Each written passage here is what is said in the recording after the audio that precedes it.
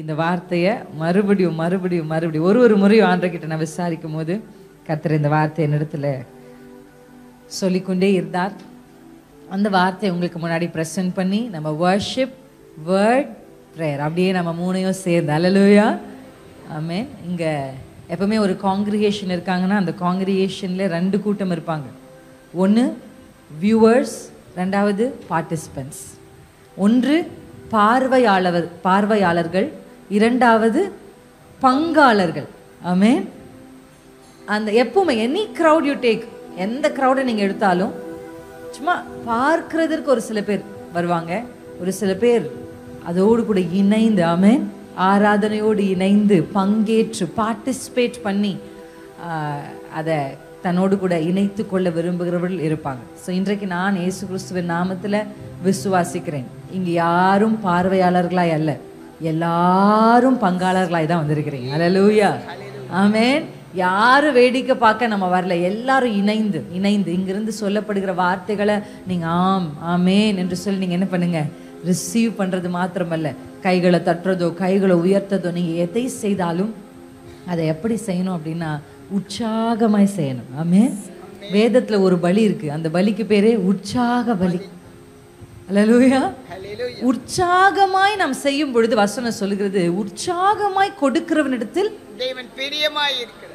அது பணத்தை மட்டும் சொல்லல, எல்லாவற்றையும். ஒரு வாயை திறந்து ஒரு பாட்டை பாடும்போது உற்சாகமாய் பாடுகிறவர்களிடத்துல கர்த்தர் பிரியமாய் இருக்கிறார். அல்லேலூயா. ஒரு வேதத்தை வாசிக்கும் பொழுது உற்சாகமாய் வாசிக்கிறவர்களுக்கு கர்த்தர் பிரியமாய் இருக்கிறார்.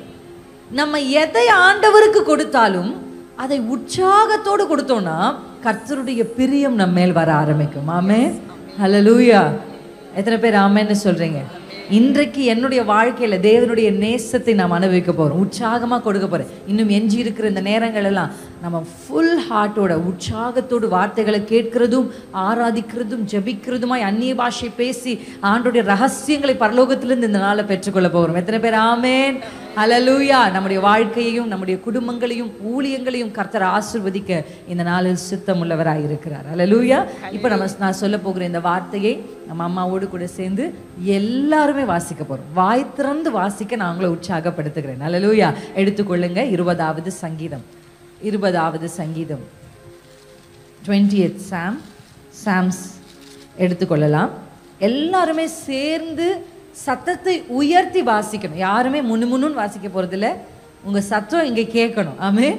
வாசிக்கலாமா? 20ஆம் சங்கீதம் 8ஆம் வசனத்தை சத்தத்தை உயர்த்தி எல்லாரும் இணைந்து வாசிப்போம். அவர்கள் முறிந்து விழுந்தார்கள், நாங்களோ எழுந்து நிமிர்ந்து நிற்கிறோம். ஹல்லேலூயா. சிம்பிள் வேர்ட், படிச்ச உடனே உங்க மனசுக்கு பதிஞ்சிருச்சு. இப்ப கேட்டாலும் கண்ணை மூடி சொல்லுங்கன்னா சொல்லிடுவீங்க.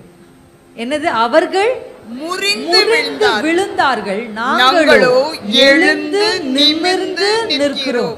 இந்த வார்த்தை எழுந்து நிமிர்ந்து நிற்கிறோம், இதை தான் ஆண்டவர் எனக்கு சொல்லி கொண்டே இருந்தார். அது ஆண்டவர் எனக்கு நினைப்பூட்டி கொண்டே இருந்தார். அவர் என் உள்ளத்திலிருந்து அந்த வார்த்தை அப்படியே அப்படியே ஒரு பபிள் மாதிரி எழும்பி எழும்பி எழும்பி எழும்பி வந்துட்டே இருந்து, நாங்களோ எழுந்து நிமிர்ந்து நிற்கிறோம். அல்லேலூயா. நாங்க வெறும் எழுந்து நிக்கல, நாங்க எழுந்து நிமிர்ந்து. இப்ப அப்படியே உட்காந்துருப்பீங்க, இப்படி உட்காந்துருக்கீங்கன்னா கொஞ்சம் அப்படியே உங்க ஷோல்டர்ஸ் எல்லாம் கொஞ்சம் தட்டுங்க. நாங்க சும்மா அப்படியே உட்காந்து போக வரல, நாங்க நிமிர்ந்து நிற்க. அல்லேலூயா. கர்த்தர் இந்த வருஷமும் இந்த மாதத்திலையும் உங்களுக்கு ஆண்டவர் வார்த்தையை கொடுக்க விரும்புறார். நீங்க எழுந்து நிமிர்ந்து நிற்க கர்த்தர் உங்களை அழைக்கிறார். அல்லேலூயா. எப்படி?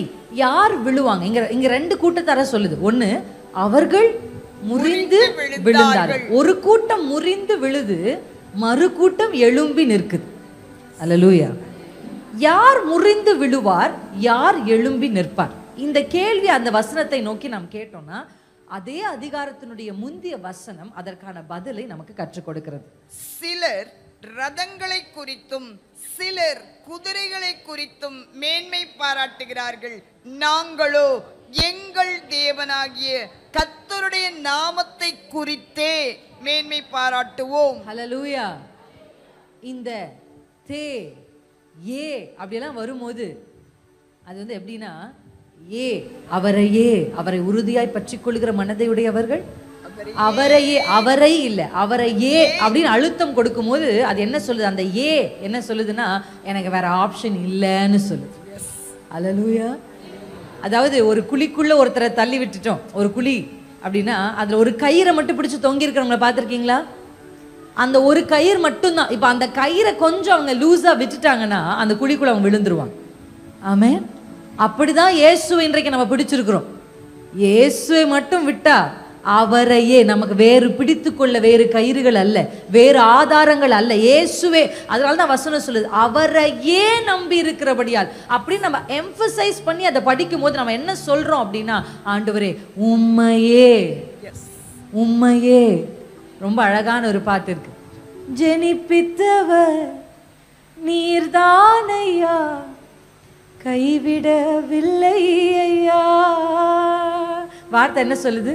என்ன இந்த உலகத்துக்கு கொண்டு வந்து நான் பிறந்ததே உங்களால தான். நான் பிறந்தது முதல் இது வரைக்கும் நீங்க என் கையை விடவே இல்லை. என் கூட சேர்ந்து இந்த வரிகளை பாடுவீங்களா? ஜெனிப்பித்தவர் நீர்தானையா, கைவிடவில்லை ஐயா, கைவிடவில்லை ஐயா, என்னை கைவிடவில்லை ஐயா. நான் நம்புவேன், நம்புவேன் உம்மை மட்டுமே, என் வாழ்வின் நம்பிக்கையே நீர்தானையா. நான் நம்புவேன், நம்புவேன் உம்மை மட்டுமே, வாழ்வின் நம்பிக்கையே நீர்தானையா. அந்த வார்த்தையை நம்ம உச்சரிக்கும் பொழுது என் நம்பிக்கை நீர் மட்டும்தான்.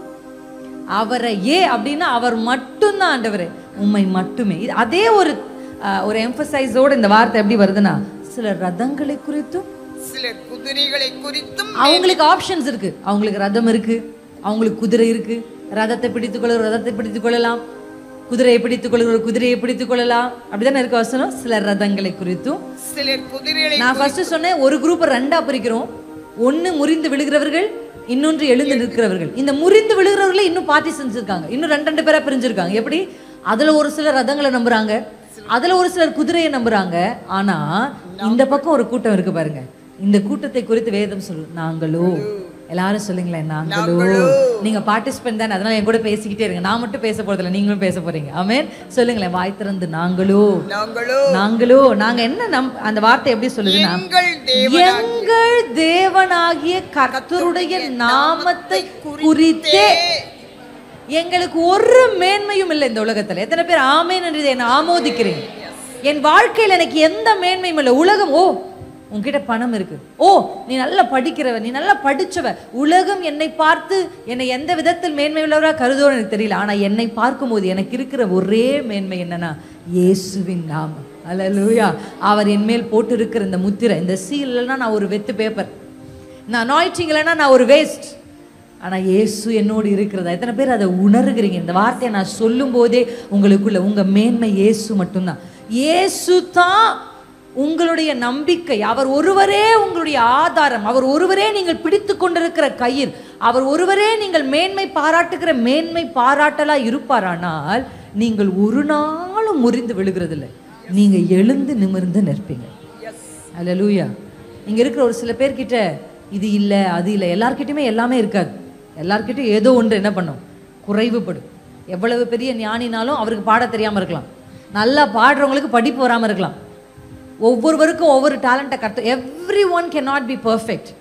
ஆனால் எல்லாரும் ஒன்று நமக்கு காமனாக இருக்கு. என்னன்னா, இயேசுவின் நாமம். எத்தனை பேர் இன்னைக்கு இயேசுவின் நாமத்தை தூக்கி பிடிக்கிறவங்க முறிந்து விழமாட்டாங்க, அவங்க நிமிர்ந்து நிற்பாங்க. ஹல்லேலூயா. லட்சக்கணக்கான குதிரைகளையும் ரதங்களையும் நம்பி வந்து இஸ்ரவேல் கிட்ட தோத்து போனவங்க உண்டு. எத்தனை பேர் உங்களுக்கு அந்த வசனம் இருக்கா பைபிள்ல? எவ்வளவு திரளாய் ஜனங்கள் யோசபாத்துக்கு விரோதமா எழுப்பி வராங்க. அந்த ஜனத்தை பார்க்கறதுக்கு எண்ணிக்கை கடங்காத ஜனங்கள் வருகிறார்கள். ஆனா இயேசுவின் நாமத்தை தூக்கி பிடித்த அந்த ராஜாவுக்கு முன்பாக, அந்த ஜனங்களுக்கு முன்பாக கர்த்தர் அவர்களை முறிந்து விழச் செய்தார். அல்லேலூயா. இன்னைக்கு உங்க வாழ்க்கையில எத்தனை பேர் உங்களுக்கு எதிராய் வந்தாலும், எப்படிப்பட்ட சூழல் உங்களுக்கு எதிராய் வந்தாலும், நீங்க ஒன்று அறிக்கை செய்து கொண்டே இருங்க. என்ன சொல்லுங்க? நான் முறிந்து விழுகிறது இல்லை, நான் எழுந்து நிமிர்ந்து நிற்பேன். ஏன்னா நான் நம்புகிறது தேவனுடைய நாமத்தை. அல்லேலூயா. ஆமென். ஆண்டவருடைய நாமத்தை உயர்த்தி பிடிக்க ஆரம்பிச்சோம் அப்படின்னா நம்முடைய வாழ்க்கையில் நாம் ஜெயத்தை பெற்றுக்கொண்டே இருப்போம். நம்ம நிமிர்ந்து நிற்க கூடாதபடி நம்முடைய வாழ்க்கையில சில காரியங்கள் இருக்கு. இன்னைக்கு ஒரு விஷயத்தை நம்ம அட்ரஸ் பண்ண போறோம். கர்த்தருக்கு சுத்தமான நேரம் சம்மதித்தா, தேவ ஆவியானவர் நடத்தினார்னா நம்ம அடுத்தடுத்த காரியங்களை பார்க்க போறோம். என் கூட சேர்ந்து ஏசாயாவின் தீர்க்கதரிசன புத்தகம் 61ஆம் அதிகாரத்தினுடைய 3ஆம் வசனத்தின் கடைசி பகுதியை மாத்திரம் வாசிக்க நான் உங்களிடத்துல கேட்கிறேன். ஐசாயா சாப்டர் 61, ஏசாயா 61 3ஆம் வசனத்தினுடைய, அவர்கள் கர்த்தர் தம்முடைய மகிமைக்கென்று நாட்டினர். அதுக்கு முந்தைய வசனம், முந்தைய வார்த்தை நான் வாசிக்கிறேன் உங்களுக்காக. ஒடுங்கின ஆவிக்கு பதிலாக துதியின் உடையை கொடுக்கவும். அல்லேலூயா. ஆமென். இந்த ஒடுங்கின ஆவியை குறித்து உங்களுக்கு சொல்லி ஆண்டவர் இன்னைக்கு நமக்குள்ள என்ன செய்ய விரும்புறாரு அப்படின்னா எக்ஸ்சேஞ்ச் பண்ண விரும்புறார். அல்லேலூயா. எத்தனை பேருக்கு எக்ஸ்சேஞ்ச் ஆஃபர்னா பிடிக்கும்? கண்டிப்பா பிடிக்கும். அப்படி ஒரு பெரிய பேனரை பார்த்த உடனே நம்ம கிட்ட வீட்டுல பழைய பொருள் இருக்கா இல்லையான்னு கூட யோசிக்க மாட்டோம். ஏதோ எக்ஸ்சேஞ்ச் கொடுக்குறாங்களா, இதை பழசு கொடுத்துட்டு புதுசு வாங்குவோமா, பழசு கொடுத்துட்டு அந்த பழசு போய் புதுசு வரும்போது நமக்கு இருக்கிற ஒரு எக்ஸைட்மெண்ட் எவ்வளோ அதிகம் இல்லை?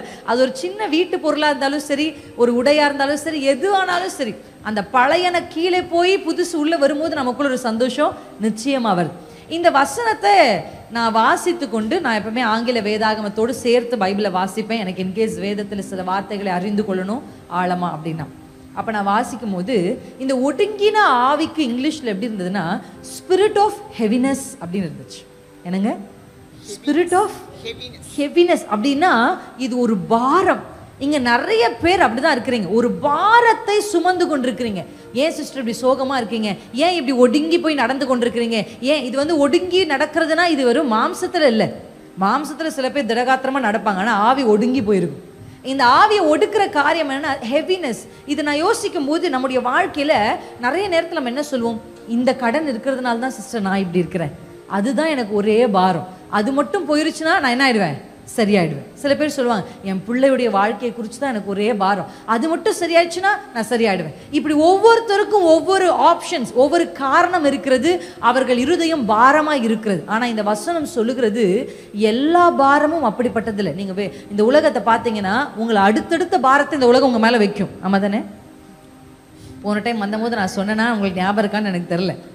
ஒரு குழந்தை பிறந்த உடனே அடுத்து குழந்தைய ஸ்கூல் போகிறோமா அப்படின்னு கேட்பாங்க. ஸ்கூல் போட்டதுக்கப்புறம் 12th முடிச்சு ஒரு பாரங்கள் வைக்கிறாங்களா இல்லையா? நீங்கள் விருப்பப்படலைன்னா கூட அவங்க வந்து உங்கள் மேலே என்ன பண்ணுவாங்க? கேட்பாங்க. ஆட்டோமேட்டிக்காக ஒரு வார்த்தை வரும்போது நம்ம யோசிப்போம், ஆமாம் இல்லை, ஒன்று முடிஞ்ச அப்புறம் ஒன்று அப்போனா இந்த உலகத்தில் ஆண்டவர் நமக்கு ஒரு வாக்குத்தத்தத்தை கொடுத்துருக்காரு. என்ன சொல்லிட்டாரு? உலகத்தில் உங்களுக்கு உபத்திரவம் உண்டு, ஆனாலும் அதை வந்து நம்ம அக்செப்ட் பண்ணணும் ஃபர்ஸ்ட். எல்லா வார்த்தைகள் அப்படின்னா உனக்கு விரோதமாய் ஆயுதங்கள் உருவாக்கப்படும், அது உண்மைதானே? ஆயுதம் உருவாக்கப்படும் என்பது உண்மை, வாய்க்காதே போவது என்பதும் உண்மைதான். ஆமென். சில நேரத்தில் அந்த மேல இருக்கிற விஷயத்தை நம்ம என்ன பண்ணிடுவோம்? நெக்லெக்ட் பண்ணிடுவோம். ஆனா உண்மை என்ன? ஆயுதங்கள் உருவாக்கப்படும். அதே போலதான் உலகத்தில் உங்களுக்கு உபத்திரவம் உண்டு. ஒன்ன மாத்தி ஒண்ணு வந்துகிட்டே இருக்கும். அதுக்காக நம்ம என்ன பண்ணக்கூடாதுன்னா அதை நினைச்சுட்டே பிசாசு இன்னொரு பாரத்தை வைப்பான், அடுத்து இன்னொரு பாரத்தை வைப்பான். நம்ம வாழ்க்கை முழுசும் குனிந்து குனிந்து குனிந்து குனிந்து வாழ கர்த்தர் நம்மளை அழைக்கணும். அல்லேலூயா. இன்னைக்கு எவ்வளவு பெரிய பாரம் இருந்தாலும் அங்க ஒரு வார்த்தை ரொம்ப அழகா இருக்கு. எதுக்கு பதிலாக? எது? ஒடுங்கின ஆவிக்கு பதிலாக துதியின் உடை. அல்லேலூயா.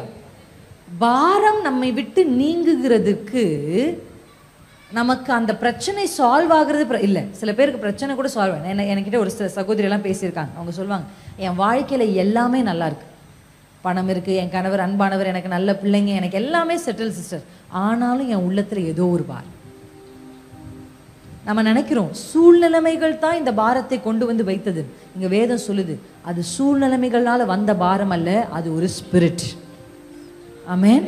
இந்த ஸ்பிரிட் நம்மளை விட்டு போகணும் அப்படின்னா நம்ம செய்ய வேண்டிய ஒரே விஷயம் துதியின் ஆடையை அணிய. ஆமென். இன்னைக்கு நிறைய பேருடைய வாழ்க்கையில இந்த துதியின் ஆடை கர்த்தர் இன்றைக்கு நம்மிடத்தை எதிர்பார்க்கிறார். praise is very important.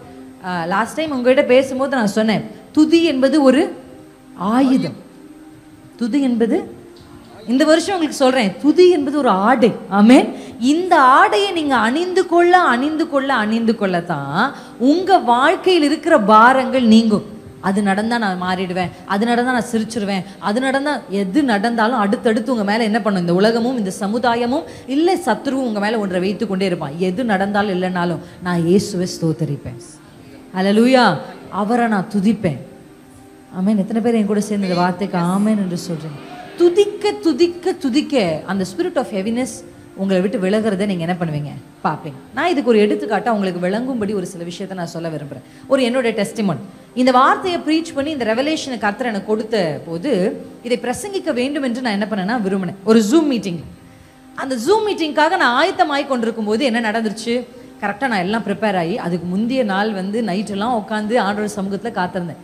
I think கிட்டத்தட்ட 3 மணி வரை, ஏன்னா என் பிள்ளை படுக்கிறதுக்கே லேட் ஆகும். அதுக்கப்புறம் நான் கிட்டத்தட்ட 3 o'clock மார்னிங் வரையும் உட்காந்து என்ன பண்ணுறேன், ஜெபிக்கிறேன். ஆண்டவர் வெளிப்பாடுகளை கொடுக்குறார், வேதத்தை வாசிக்க வாசிக்க ஆண்டவர் சில காரியங்களை கற்றுக் கொடுக்குறார். அப்படியே ஜெபிச்சு ரொம்ப ஆயத்தத்தோடு அடுத்த நாள் மீட்டிங்காக காத்திருக்கிறேன்.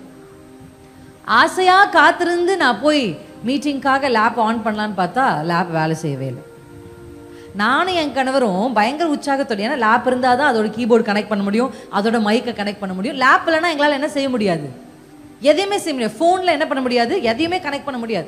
அப்படி ஒரு லெவல். நான் யோசிக்கிறேன், இவ்வளவு ஆயத்தமானோமே, இவ்வளவு தேவ சமூகத்தில் காத்திருந்தோமே, கர்த்தரும் நமக்கு வார்த்தையை கொடுத்தாரு, ஆனால் எல்லாமே நடக்கிற மாதிரி இன்னைக்கு பயங்கரமான வெளிப்பாடுகளை கொடுத்து இன்னைக்கு ஜனங்களுக்குள்ள ஒரு விடுதலையை கட்டவிழ்க்கணும்னு நினைச்சா கரெக்டாக ஒன்றுமே என்ன செய்யலை, வேலை செய்யல.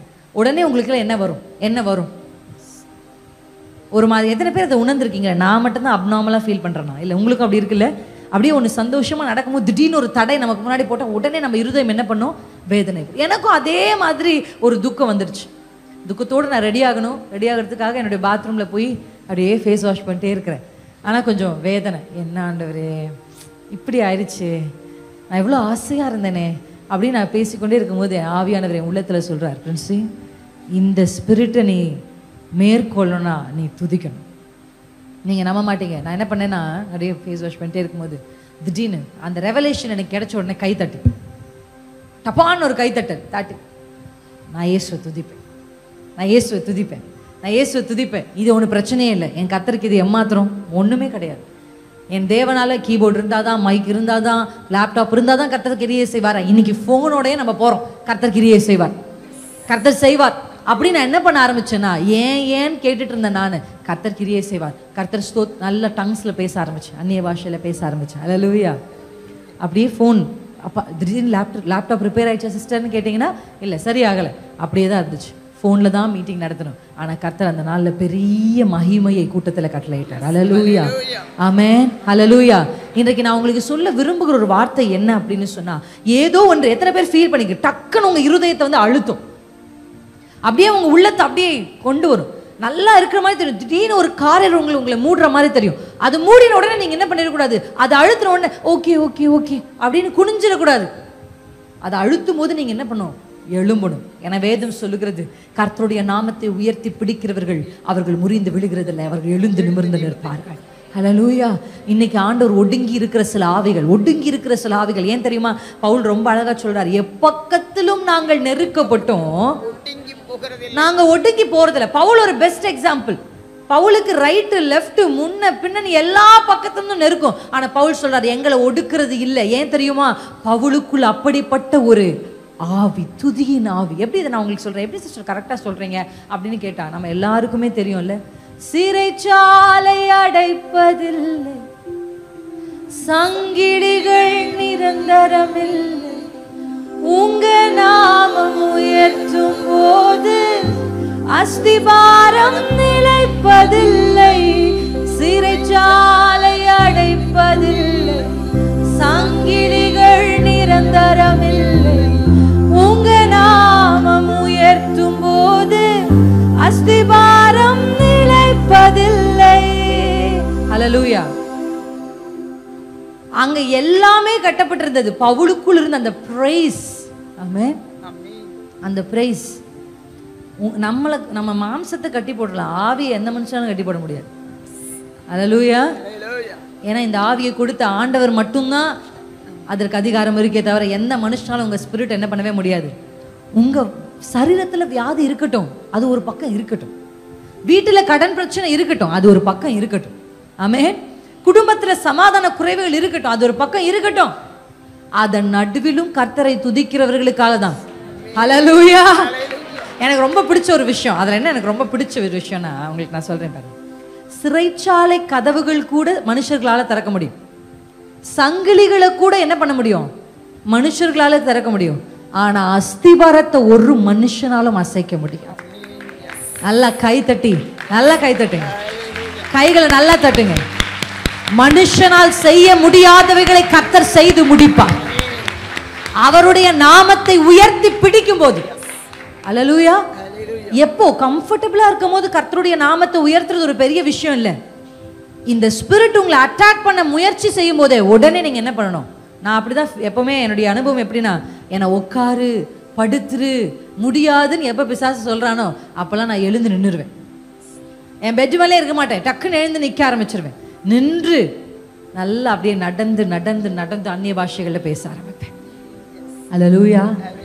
பேசி பேசி ஆண்டுடைய நாமத்தை உயர்த்த ஆரம்பிப்பேன். பல முறை என்னுடைய வாழ்க்கையில நான் ஒடுங்க வேண்டும் என்று எப்பொழுதெல்லாம் சத்துரு திட்டம் பண்ண, அந்த மாதிரியான பாரங்கள், அப்படிப்பட்ட சூழ்நிலைகளை சத்துரு கொண்டு வரும்போதெல்லாம் இயேசு கிறிஸ்துவின் நாமத்தை உயர்த்தி பிடித்து நான் எழுந்து நிமிர்ந்து நின்றிருக்கிறேன். இன்றைக்கு உங்களுக்கு சொல்லுகிறேன், ஏதோ ஒரு காரணத்தை சொல்லி பிசாசு உங்களை ஒடுக்கி ஒடுக்கி உட்கார வச்சிருக்கிறான். இது அது எதுனாலும் இன்னைக்கு சொல்லுங்க, எந்த காரணமா இருந்தாலும் நான் எழுந்து நிமிர்ந்து நிற்பேன். ஹல்லேலூயா. நான் எழுந்து நிமிர்ந்து நிற்பேன். இயேசுவின் நாமத்தை உயர்த்தி பிடிக்கிறவர்கள் நிச்சயமாய் நிற்பார்கள். அல்லேலூயா. என் கூட சேர்ந்து சொல்லுங்க, இயேசு நாமம், இயேசு நாமம், இயேசு நாமம், இயேசு நாமம், இயேசு நாமம், இயேசு நாமம் வாழ்கவே. நீங்க உயர்த்த உயர்த்த உயர்த்த உயர்த்தலாமா? இயேசு நாமம், இயேசு நாமம் சொல்லலாமா? ஹெல்ப் பண்ணு. இயேசு நாமம் வாழ்கவே. இப்ப நீங்க பாட பாட உங்களுக்குள்ள என்ன நடக்கும்னு நான் சொல்றேன். ஆமென். நீங்க பாடும்போது உள்ளத்துல எதை வைத்து பாடணும்? நீங்க பாட பாட யாரெல்லாம் இந்த ஸ்பிரிட் ஆஃப் ஹெவினஸ்னால அட்டாக் பண்ணப்பட்டிருக்கிறாங்களோ அவங்களுக்குள்ள ஒரு டெலிவரன்ஸ் நடக்கும். ஆமென். நான் உங்களை எப்படி உற்சாகப்படுத்துகிறேன், ஒரு சகோதரியா உங்களை தாழ்மையோடு நான் கேட்கிறேன், நல்ல சத்தத்தை உயர்த்தி பாடுங்க. பிரைஸ் எப்படி இருக்கணும்னா, பிரைஸ் வர்ஷிப் வந்து எப்படி சைலன்ஸ்ல இருக்கலாம், ஆனா praise has to be declaration. Hallelujah. துதி என்பது அறிக்கை, அதை ஜெயத்தோடு செய்யணும். சுத்தி சுத்தி என்ன பண்ணணும்? அறிக்கணும். வர்ஷிப் அப்படியே ரெவரன்ஸ்ல நம்ம பண்ணலாம், அதையும் நம்ம பண்ணுவோம் கடைசியில. ஆனா இப்போ நம்ம பண்ண போறது பிரைஸ். இயேசுவின் நாமத்தை நீங்க உயர்த்தி பிடிங்க. இந்த வருஷத்துல நீங்க முறிந்து விழுவதில்லை. ஒருவேளை இங்க விழுந்து யாராவது வந்திருக்கீங்க, நான் விழுந்த நிலைமையில இருக்கிற சிஸ்டர் நீங்க சொன்னா கூட கர்த்தர் உங்களை எழுந்து நிமிர்ந்து நிற்க பண்ண போறாரு. அப்படியே கைகளை தட்டி ராகா தரபலா ஷிதரோ நிபாதா கஷிகாதா ரபலா துரேலா நிபாதாரா ஷிராகாதாரபோ. இயேசு நாமம், இயேசு நாமம், இயேசு நாமம், இயேசு நாமம், இயேசு நாமம் வாழ்கவே வாழ்கவே.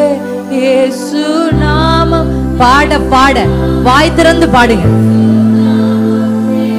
வாய் திறந்து பாடுங்க. பாட பாட ஒரு விடுதலை கர்த்தர் உங்களுடைய சரீரத்துல கட்டவிழ்கிறார். உங்க ஆத்துமாவில உங்க ஆவியில ஒரு டெலிவரன்ஸ். இயேசு நாமம், இயேசு நாமம்,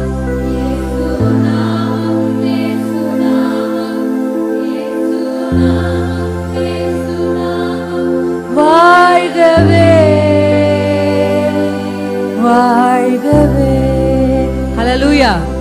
எப்பெல்லாம் இந்த ஸ்பிரிட் ஆஃப் ஹெவினஸ் உங்களை அட்ராக்ட் பண்றது, இது ஸ்பிரிச்சுவல் ஐஸ்ல உங்களால என்ன பண்ண முடியும்? கண்டுபிடிக்க முடியும்.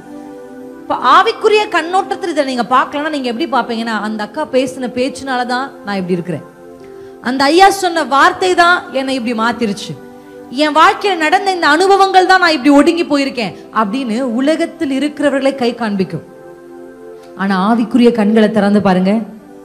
பவுல் சீலா போல உங்கள் ஒருத்தரையும் யாரும் விலங்களை கட்டி தொங்க விடல. அப்ப அவங்களால முடியும்னா என்னாலையும் முடியும். எத்தனை பேர் சொல்ல போறீங்க? கையை அசைச்சு சொல்லுங்க, என்னால முடியும். பவுல் சீலாவால முடியும்னா என்னால முடியும். அல்லேலூயா. அவர்களால் அதை செய்ய முடியும். நம்மை போலதான், நம்மை போலவே இதே மாம்சத்துல பிறந்து இப்படி இருக்கிற சரீர வியாதிகளோடு கஷ்டப்பட்டவர் தான் பவுல். இதே போல மனுஷனுடைய வார்த்தையினால் வேதனைப்பட்டவர் தான் பவுல். பவுல் சொல்றார், எல்லாரும் துடைத்து போடுகிற கந்தையை போல நாங்கள் ஆனோம்னு சொல்றார். எங்களை எல்லாரும் யூஸ் பண்ணி தூக்கி போடுறாங்கப்பா. தேவன்ற போது எங்க கிட்ட வந்து தொடச்சுக்கிறாங்க, அப்புறம் எங்களை தூக்கி போடுறாங்க. இங்க எத்தனை பேர் அப்படி இருக்கிறீங்க? ஒருவேளை நீங்க அப்படி இருந்தா, பவுலும் அப்படித்தான் இருந்தார். ஒருவேளை வியாதியோடு முள், சரீரத்தில் அவருக்கு ஒரு முள் இருந்தது, அவரும் அப்படித்தான் இருந்தார். ஆனால் அவர் சொல்லுகிற வார்த்தை, எப்பக்கத்திலும் நெருக்கப்பட்டோம் நாங்க ஒடுங்கி போறதில்லை. என் கூட சேர்ந்து இந்த வார்த்தையை சொல்லுங்க, எப்பக்கத்திலும் நாங்கள் நெருக்கப்பட்டோம் நாங்கள் ஒடுங்கி போகிறது. ஏன் தெரியுமா? கர்த்தர் நமக்கு துதியின் ஆடையை கொடுத்திருக்கிறார். துதியின் ஆடையை போட்டு இருக்கிறவங்க ஒடுங்கவே முடியாது. அது எவ்வளவு சத்துரு எந்த பக்கத்துல இருந்து ஒடுக்கினாலும் ஒடுங்க முடியாது. அப்ப நம்ம இன்னைக்கு எப்படின்னா, அது ஒரு ஷீல்டு மாதிரி. துதியின் ஆடை என்பது ஒரு ஷீல்டு மாதிரி. நீங்க அதை அணிந்து கொள்ளும் பொழுது எந்த பக்கத்திலிருந்து உங்களை நெருக்கினாலும் நீங்க என்ன பண்றதே இல்லை, நொறுங்கி போறதே இல்லை. காரெல்லாம் டெஸ்ட் பண்ணி, மார்க்கெட்டுக்கு கார் வர்றதுக்கு முன்னாடி கார் கிராஷ் பண்ணி டெஸ்ட் பண்ணுவாங்க. கிராஷ் பண்ணி இது இடிச்சா எந்த அளவுக்கு நொறுங்குது, எந்த அளவுக்கு இது அந்த அந்த தாக்கத்துக்கு எந்த அளவுக்கு தாங்குது அப்படின்னு அதை டெஸ்ட் பண்ணுவாங்க. அப்படி டெஸ்ட் பண்ணி தான் காரை எப்படி கொண்டு வராங்க, 5 ஸ்டார் ரேட்டிங்ல லான்ச் பண்ணுவாங்க. இதுக்கு ஸ்டார்ஸ் கொடுப்பாங்க. என்ன ஸ்டார்? இது தேராது, இது ஒரு இடிக்கே விழுந்துருச்சு, இது ஒரு இடிக்கு கொஞ்சம் நின்றுச்சு, 2வது இடியிலே போயிருச்சு, லெஃப்ட்ல வந்து இடிக்கும் போது இது சாஞ்சிருச்சு. ஆனா ஒரு சில காரெல்லாம் 5 ஸ்டார் வாங்கிட்டு வருது மார்க்கெட்டுக்கு. ஜனங்கள் they seek for a car or a product. எத்தனை இடிச்சாலும் தாங்குற ஒரு கார் என்ன பண்றாங்க, தேடுறாங்க. இன்னைக்கு உங்களுக்கு எத்தனை ஸ்டார் பரலோகம் கொடுக்கும் யோசிச்சு பாருங்க. நமக்கு எத்தனை ஸ்டார் கிடைக்கும்?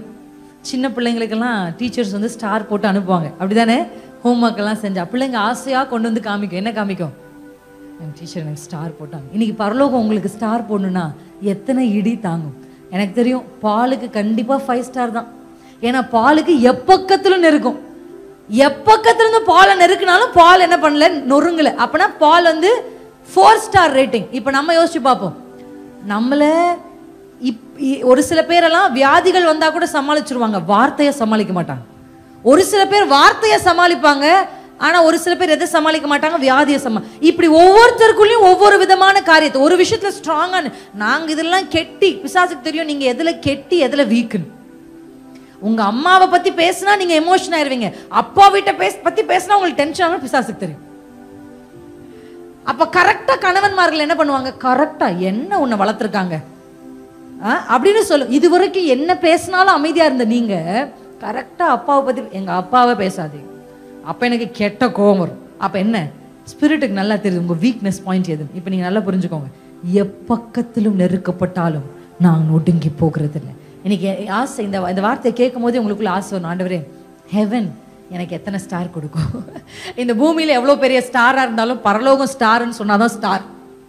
இந்த பூமியில எவ்வளவு பிரபலமா இருந்தாலும், நிறைய பூமியில பிரபலமா இருக்கிறவங்க பரலோகத்துல பிரபலமா இருப்பாங்களான்னு தெரியல, அது எனக்கு தெரியல. நானும் என் அத்தையும் பேசும்போது பேசிப்போம், நிறைய பேருக்கு பரலோகத்துல சர்ப்ரைஸ் இருக்கு. ஆமா, நிறைய பேருக்கு ஹெவன்ல என்ன இருக்கு, சர்ப்ரைஸ் இருக்கு. ஏன் அப்படின்னா, மனுஷன் பார்க்கிறபடி கர்த்தருடைய கண்கள் பார்க்கிறதே இல்லை. அள்ளி அள்ளி இப்படி தூவிட்டு இருக்காங்க காணிக்கை பெட்டியில, அதெல்லாம் சீஷர்கள் ஆணு வாய்ப்பிழந்து பார்த்துட்டு இருக்காங்க. ஆனா இயேசுவோ 2 காசு போட்டு அம்மாவை ஹைலைட் பண்ணி காமிக்கிறார். ஹல்லேலூயா. பரலோகம் எதை முக்கியத்துவப்படுத்துது, எதை முக்கிய, தனக்குண்டான எல்லாவற்றையும். ஆமென். எத்தனை பேர் இன்னைக்கு ஆமென்னு சொல்றீங்க? எத்தனை பேர் இன்னைக்கு ஆண்டவர்கிட்ட கேள்வி கேட்குறீங்க, ஆண்டவர் எனக்கு எத்தனை ஸ்டார்ப்பா? ஒரு சில பேருக்கு ஆண்டவர் 1 ஸ்டார் தான் மக்களே. ஒரு அடிக்கே நீ தாங்க மாட்டேங்கிற, பொசுக்குன்னு விழுந்துடுற. ஒரு பிரச்சனை, யாராவது ஒருத்தர் ஒரு வார்த்தை சொன்னா ஜபத்தை நிறுத்திடுற. யாராகிலும் ஒருத்தர் ஒரு வார்த்தையை பேசிட்டா உடனே ஜபம் துதி நின்றுது. அதுக்கப்புறம் ஜபாரைக்கு போய் தேவ சமூகத்துல உட்கார்ந்தெல்லாம் ஆண்டரை பார்த்து கேள்வி, 2வது முறுமுறுப்பு, கோழி மூட்டல், இதுதான் வருது வாயை திறந்தா. எது வந்தாலும் கைகளை உயர்த்தி துதிக்கிற இன்றைக்கு துதியின் ஆடைய சபையின் மேல கர்த்தர் கொடுக்க விரும்புகிறார். எப்பக்கத்திலும் நீங்கள் நெருக்கப்பட்டாலும் நீங்க ஒடுங்கி போகிறது இல்லை. ஹல்லேலூயா. உங்கள் கால் கட்டப்பட்டாலும் கை கட்டப்பட்டாலும் கர்த்தர் உங்களோடு இருக்கிறதால இயேசுவின் நாமத்தை நீங்க உயர்த்தி பிடிக்க பிடிக்க பிடிக்க கர்த்தர் உங்களை எழுந்து நிமிர்ந்து நிற்க பண்ணுவார். எத்தனை பேர் நம்புறீங்க? இந்த வருஷம் நீங்க கூனி குறுங்கி நடக்கிறது இல்ல சகோதரரே. இந்த வருஷம் நீங்க குனிஞ்சு குனிஞ்சு நடக்கிறது இல்ல. இந்த வருஷம் பூமியை பார்த்தே நீங்க நடக்கிறது இல்ல. இந்த வருஷம் மேலானவைகளை, இந்த வருஷம் பெரிதானவைகளை, இந்த வருஷம் மேலானவைகளை காண கர்த்தர் உங்களுக்கு உதவி செய்ய போகிறார். ஹல்லேலூயா. கர்த்தர் இந்த வருஷம் எனக்கு கொடுத்த வாக்குத்தத்தம், இதிலும் மேலானதை, இதிலும் பெரிதானவைகளை காண்பார். இந்த வார்த்தை இங்கிலீஷ்ல எப்படி இருக்குன்னா பெருசு இல்ல, greater. Hallelujah. It's not bigger, it's greater. அதுக்கு அடுத்த வசனம் 1 யோவான் 1 அதிகாரம் 50, 51 அப்புறமா வாசிக்கலாம். 51 வசனம் சொல்லுகிறது, வானம் திறந்திருக்கவும் தேவ தூதர்கள் மனுஷகுமாரன் மேல் ஏறுகிறதையும் இறங்குகிறதையும் இது முதல் காண்பீர்கள். ஹல்லேலூயா. அப்படின்னா என்ன அர்த்தம்? இது முதல் heavens will be opened for you. Hallelujah. Heavens ன்னு இருக்கு பைபிள். எப்படி இருக்கு? Heavens. God created heavens and the earth. ஆனா தமிழ்ல எப்படி இருக்குன்னா ஆதியிலே தேவன் வானத்தையும் பூமியையும், ஆனா எப்படி சொல்லிருக்கணும்னா வானங்களையும் பூமியையும். பூமி ஒண்ணுதான், ஆனா வானங்கள்ல நிறைய இருக்கு. ஃபர்ஸ்ட் ஹெவன் நீங்க பார்க்க, உங்க கண் பார்க்கக்கூடிய ஹெவன், உங்க கண்ணு கிளவுட்ஸ் நீங்க பாக்குறீங்கல்ல, ஃப்ளைட்ல போனா இன்னும் நல்லாவே தெரியும். அதான் முதல் வானம். அடுத்து 2ஆம் வானம், அடுத்து 3ஆம். இந்த 3ஆம் வானத்துக்கு தான் பவுல் சொல்றாரு, எனக்கு ஒரு மனுஷனை தெரியும், அந்த மனுஷன் எங்க போயிட்டு வந்தாரு? 3ஆம் வானம். அப்ப first heaven, second, third heaven. இப்ப இந்த 2வது ஹெவன்ல தான் என்ன இருக்குன்னா வான மண்டலம் இருக்கு. இதைத்தான் எப்படி நம்ம வாசிக்கிறோம்னா, இதை செகண்ட் ஹெவன் எப்படி இருக்கு நமக்கு எபேசியர் 6ஆம் அதிகாரத்துல வான மண்டலத்தின் பொல்லாத ஆவிகளுடைய சேனைகளோடு போராட்டம். ஓகே, இப்போ உங்களுக்கு புரிஞ்சிருச்சா இல்ல நான் குழப்பறேனா? இப்போ உங்களுக்கு புரிஞ்சிருச்சா? நம்ம இங்க பூமியில இருக்கிறோம், நமக்கு மேல பார்க்கக்கூடிய முதல் வானம் இருக்கு, நம் கண்களால் பார்க்க முடியாத 2ஆம் வானம் இருக்கு. அந்த வானத்துல தான் யார் இருக்கா? சேட்டன் அண்ட் ஹிஸ் ஆர்மி இருக்காங்க. அதுக்கு மேலதான் என்ன இருக்கு? உன்னதங்கள் இருக்கு. எபேசியர் 1ஆம் அதிகாரம் 2ஆம் அதிகாரத்துல வாசிச்சா இயேசு கிறிஸ்து உன்னதங்களில் உட்கார்ந்திருக்கிறார், நம்மையும் உன்னதங்களில் உட்காரவும் செய்திருக்கிறார். அல்லேலூயா. ஆமென். இப்ப நான் எங்க போனாலும் இந்த வார்த்தை எம்பசைஸ் பண்ணிட்டே இருக்கிறேன். ஒவ்வொரு ஆவிக்குரிய திருச்சபையும் அறிந்து கொள்ள வேண்டியது என்ன தெரியுமா? கர்த்தர் உங்களை உட்கார வைத்திருக்கிற இடம். அல்லேலூயா. அதனால ஜீசஸ் சொல்றார், சர்ப்பங்களையும் தேள்களையும் மிதிக்க உங்களுக்கு அதிகாரம். மிதிக்கனா நம்ம காலு கீழே தானே அது இருக்கு.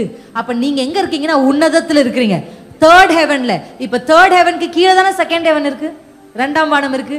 அப்ப 2ஆம் வானத்துல எல்லாவற்றையும் மேற்கொள்ற அத்தாரிட்டியை கர்த்தர் உங்களுக்கு கொடுத்திருக்கிறார். அல்லேலூயா. துதிக்கிறவங்க சுலபமா மேற்கொள்ளுவாங்க. ஆமென். துதி என்பது ஒரு பயங்கரமான ஒரு வெப்பன்.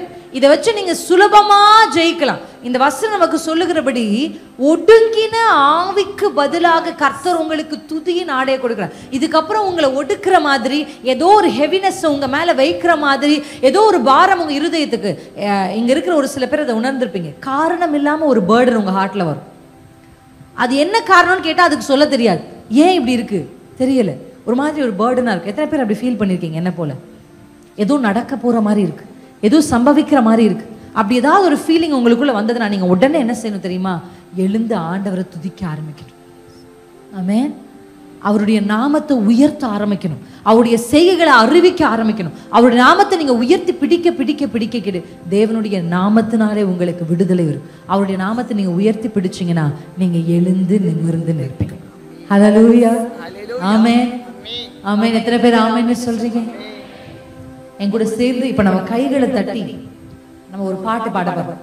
இந்த பாட்டுல நீங்க பாட நான் உங்களை உற்சாகப்படுத்துறேன், உற்சாகமா பாட நான் உங்களை உற்சாகப்படுத்துறேன். அல்லேலூயா. பாடலாமா? வாழ்க ராஜா, அல்லேலூயா. ரிதம். வாழ்க ராஜா, அல்லேலூயா. வாழ்க ராஜா, அல்லேலூயா. வாழ்க ராஜா, அல்லேலூயா. அல்லேலூயா.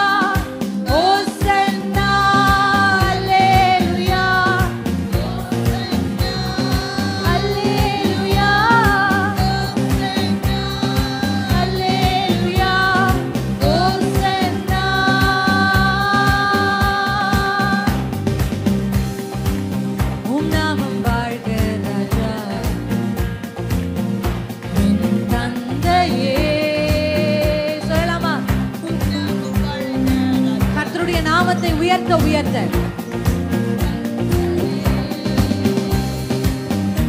அரசு வருக ராஜா வின் தந்தையே, அரசு வருக ராஜா. இப்ப சத்தத்தை உயர்த்தி கை தட்டி வாழ்க ராஜா, அல்லேலூயா, வாழ்க ராஜா. அவரை உயர்த்த உயர்த்த ஒடுக்குகிற எல்லா ஆவிகளிலிருந்தும் ஒரு விடுதலையை கர்த்தர் இந்த நாளில் கட்டவிழ்க்கிறார். சத்தமா சபையே வாழ்க ராஜா, ரகா பாதா ரபா ரீதா ரபா, வாழ்க ராஜா. நல்ல வாய் திறந்து கை தட்டி கை தட்டி அவரே ராஜா, அவரே ராஜாதி ராஜா. அவருடைய நாமமே உயர்ந்தது. வானத்திலும் பூமியிலும் அவருடைய நாமத்துக்கு ஒத்த நாமம் ஒன்றுமில்லை.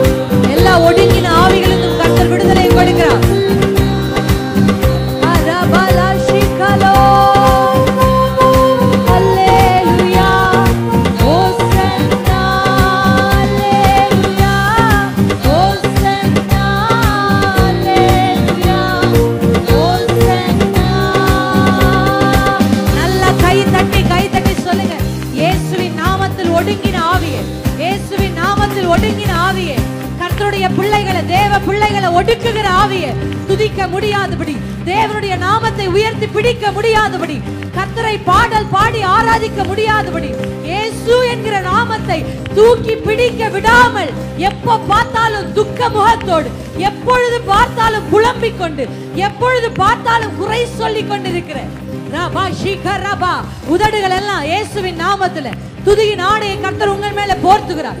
துதியின் ஆடை ஆண்டவரிடத்தில் ரிசீவ் பண்ணுங்க. நல்லா கை தட்டி இயேசுவே இயேசுவே. இனி எப்பக்கத்தில் நொறுக்கப்பட்டாலும் நீங்க ஒடுங்கி போகிறது இல்ல, எதுவும் உங்களை உட்கார வைக்கிறது இல்ல. நாங்க எழுந்து நிமிர்ந்து நிற்போம், நாங்க எழுந்து நிமிர்ந்து நிற்போம். யுத்தத்தில் வல்லவரே என் துணை நீரே, என்றென்றும் ஜெயம் நமக்கே. எத்தனை பேர் இன்றைக்கு இயேசுவின் துணையோடு ஜெயம் எடுக்க போறீங்க? இந்த ஸ்பிரிட் நம்ம வீட்டை விட்டு போய் ஆகணும். இந்த ஸ்பிரிட் நம்மை விட்டு போய் ஆகணும். இந்த ஸ்பிரிட் ஒவ்வொன்றையும் காரணம் காண்பித்து நம்மை ஒடுக்கி கொண்டே இருக்கு. 10 வருஷத்துக்கு முன்னாடி இருந்த அதே ஒடுக்குதல் இன்று இருக்கு. காரணங்கள் தான் மாறி இருக்கே தவிர இன்னும் அந்த பேர்டன் போகல. எதையோ பிசாசு கை காண்பித்து சொல்றான். இன்னைக்கு சொல்லுங்க, இல்ல எது இருந்தாலும் அதன் நடுவில் கர்த்தரை துதிக்கிற ஒரு துதியின் அபிஷேகம். என்ன நடந்தாலும் இயேசுவின் நாமத்தை உயர்த்துகிற ஒரு துதியின் அபிஷேகம். எப்பக்கத்திலும் நெருக்கப்பட்டாலும், என்னை எவ்வளவு பிழிந்தாலும், எனக்குள்ள இருந்து இயேசுவின் நாமம் தான் வெளியே வரும். ஷகதரபலா திரலே ரிகபலா திரலே ரிதரலிதா ரிஹாதிரலே. யுத்தத்தில் வல்லவரே என் துணை நீரே, என்றென்றும் ஜெயம் நமக்கே. சேனைகளின் கர்த்தரே செயல்படுவீரே, என்றென்றும் ஜெயம் நமக்கே. அல்லேலூயா. சேனைகளின் கர்த்தர் செயல்படணும்னா துதிக்க ஆரம்பிக்கணும். அல்லேலூயா. துதிக்க துவங்கின பொழுதுதான் அங்க பாளையத்துல யுத்தம் நடந்தது. அல்லேலூயா. நீங்க துதிக்க ஆரம்பிச்சாதான் சிஸ்டர் அங்க கர்த்தர் உங்களுக்காக யுத்தம் பண்ண முடியும். நீங்க இங்க துதிச்சாதான் தூரத்துல இருக்கிற உங்க பிள்ளைகளுக்காக கர்த்தர் யுத்தம் பண்ண முடியும். நீங்க இங்க துதிச்சாலும் உங்க வீடுகளில் அமர்ந்து வேடிக்கையும் டிவியையும் கேளிக்கைகளையும் களியாட்டுகளையும் பார்த்து கொண்டிருக்கிற உங்க கணவன்மார்கள், உங்கள் வீட்டில் இருக்கிறவர்கள், உங்கள் குடும்பத்தினர் ரட்சிக்கப்பட முடியும். நம்மால் செய்ய முடியாத யுத்தங்களை கர்த்தருடைய கைகளுக்கு கைமாற்ற வேண்டும். உங்களால் ஜெயிக்க முடியாதவைகளை கர்த்தருடைய கைக்கு கைமாற்றணும். எப்படி கைமாற்றுது? துதிதான் உங்க யுத்தத்தை கொண்டு போய் கர்த்தருடைய கையில வைக்கும். துதி is just like a courier that will carry your burdens. அது அப்படியே ஒரு கொரியர் சர்வீஸ் மாதிரி உங்களுக்குள் இருக்கிற பாரத்தை கொண்டு போய் சிலுவையின் அடியில் வைத்து, சிலுவையில் இயேசு சம்பாதித்த வெற்றியை உங்கள் கைக்கு கொண்டு வந்து சேர்க்கிற கொரியர், அதுதான் துதி. ரகபதரி பலபாஷே நிகரபலாஷே ரிகதரபலிதரபலே. இது என்னுடைய பழக்கம். அந்நிய பாஷைகளில் ராகத்தோடு பாடுகிறது. இன்னைக்கு எத்தனை பேர் அதை எனக்கு அது வேணும்னு ஆசைப்படுறீங்க? அந்நிய பாஷை பேசுவீங்க, அந்நிய பாஷையில பாடலாமா?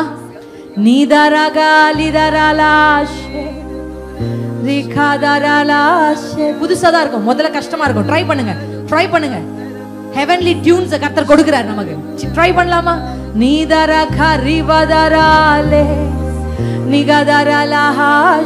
வெக்கப்படாதீங்க. பக்கத்துல இருக்கிறவங்களை பார்த்தா நமக்கு விடுதலை கிடைக்காது. பக்கத்துல இருக்கவங்க பார்த்தா நம்ம குடும்பம் ரட்சிக்கப்படாது. பக்கத்துல இருக்கவங்க பார்த்தா நம்முடைய வாழ்க்கையில் ஒரு பிரேக் த்ரூ நடக்காது. மற்றவங்க கேட்டா சிரிப்பாங்கன்னு யோசிக்காதீங்க. சத்தத்தை உயர்த்தி, யுத்தத்தில் வல்லவரே என் துணை நீரே, என்றென்றும் ஜெயம் நமக்கே. சேனைகளின் கர்த்தரே செயல்படுவீரே, என்றென்றும் ஜெயம் நமக்கே. நீங்க துதிக்க துதிக்க அஸ்திபாரத்தை கர்த்தர் அசைப்பார். நீங்க துதிக்காத இருக்கிற வரைக்கும் கட்டுக்கள் அவிழ்காது. நீங்க துதிக்காம இருக்கிற வரைக்கும் கதவுகள் திறக்காது. நீங்க துதிக்காம இருக்கிற வரைக்கும் அஸ்திபாரங்கள் அசையாது. பவுலும் சீலாவும் போய் அஸ்திபாரத்தை தோண்டி அசைத்துட்டு இல்ல, அசைக்க முடியாத அஸ்திபாரங்கள் உங்கள் குடும்பத்தில் இருக்கிறது. பரம்பரை பரம்பரையாய் தொடர்ந்து வருகிற சில பிரச்சனைகள் உங்க குடும்பத்தில் இருக்கு. பல வருஷங்களா, பல யுகங்களாய் அந்த பிரச்சனைகள் அஸ்திவாரம் போட்டு ரூட் போட்டு உங்க வீட்டுக்குள்ள இருக்கு. உங்களால ரூட்டை ரீச் பண்ண முடியாது. ஆனா நீங்க துதிக்க துதிக்க தேவ கரம் அந்த அஸ்திவாரத்தை பிடிக்கும். நீங்க துதிக்க துதிக்க தேவ கரம் அந்த வேரை பிடிக்கும். அந்த வேரை பிடித்து எரிந்து விடும். இன்றைக்கு அந்த அஸ்திவாரத்தை அசைக்கிற நான் கை தட்டி, யுத்தத்தில் வல்லவரே என் துணை நீரே, என்றென்றும் ஜெயம் நமக்கே. யுத்தத்தில் வல்லவரே என் துணை நீரே, என்றென்றும் ஜெயம். பாடலாமா? யுத்தத்தில் வல்லவரே என் துணை நீரே, என்றென்றும் ஜெயம் நமக்கே. யுத்தத்தில் வல்லவரே என் துணை நீரே, என்றென்றும் ஜெயம். சேனைகளின் கர்த்தரே, சேனைகளின் கர்த்தரே செயல்படுவீரே, என்றென்றும் ஜெயம் நமக்கே. சேனைகளின் கர்த்தரே செயல்படுவீரே, என்றென்றும் ஜெயம் நமக்கே. சேனைகளின் கர்த்தரே செயல்படுவீரே, என்றென்றும் ஜெயம் நாம். பாட பாட கர்த்தர் செயல்படுகிறார். பாட பாட பரலோகம் செயல்படுகிறது. பாட பாட தேவதூதர்கள் இறங்கி வருகிறார்கள். பாட பாட அஸ்திவாரங்கள் அசைகிறது. பாட பாட சங்கிலிகள் தரிப்புண்டு போகிறது. கர்த்தருடைய கைக்கு யுத்தம் மாற்றப்படுகிறது. நீங்கள் போராடி ஜெயிக்க முடியாதவர்கள், நீங்கள் போராடி மேற்கொள்ள முடியாதவர்கள், நீங்கள் பேசி மாற்ற முடியாதவர்கள், நீங்கள் பரிசுரை செய்து பார்த்து படம் கொடுத்து மாற முடியாதது.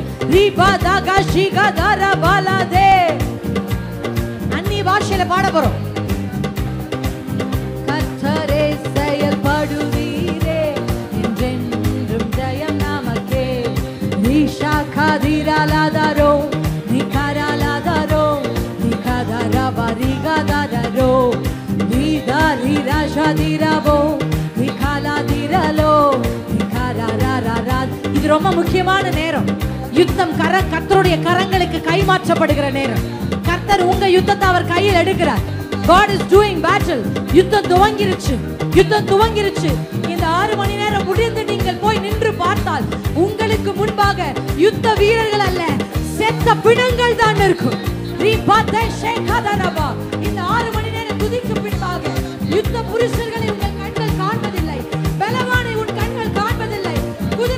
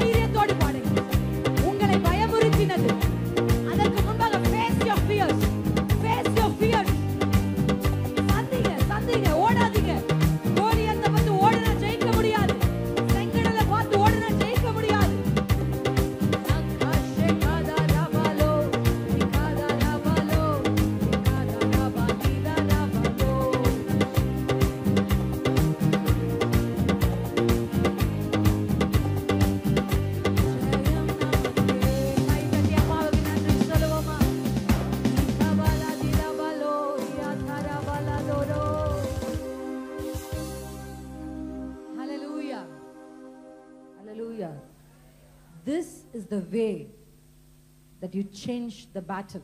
Hallelujah. இதுதான் விதம்.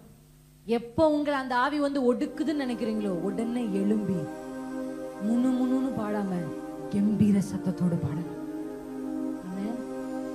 இந்த எழும்புறதை குறித்து நான் தியானிக்கும் போது ஒரு வசனத்தை தேவ ஆவியானவர் எனக்கு காண்பித்தார். என்னாகமம் 23:24.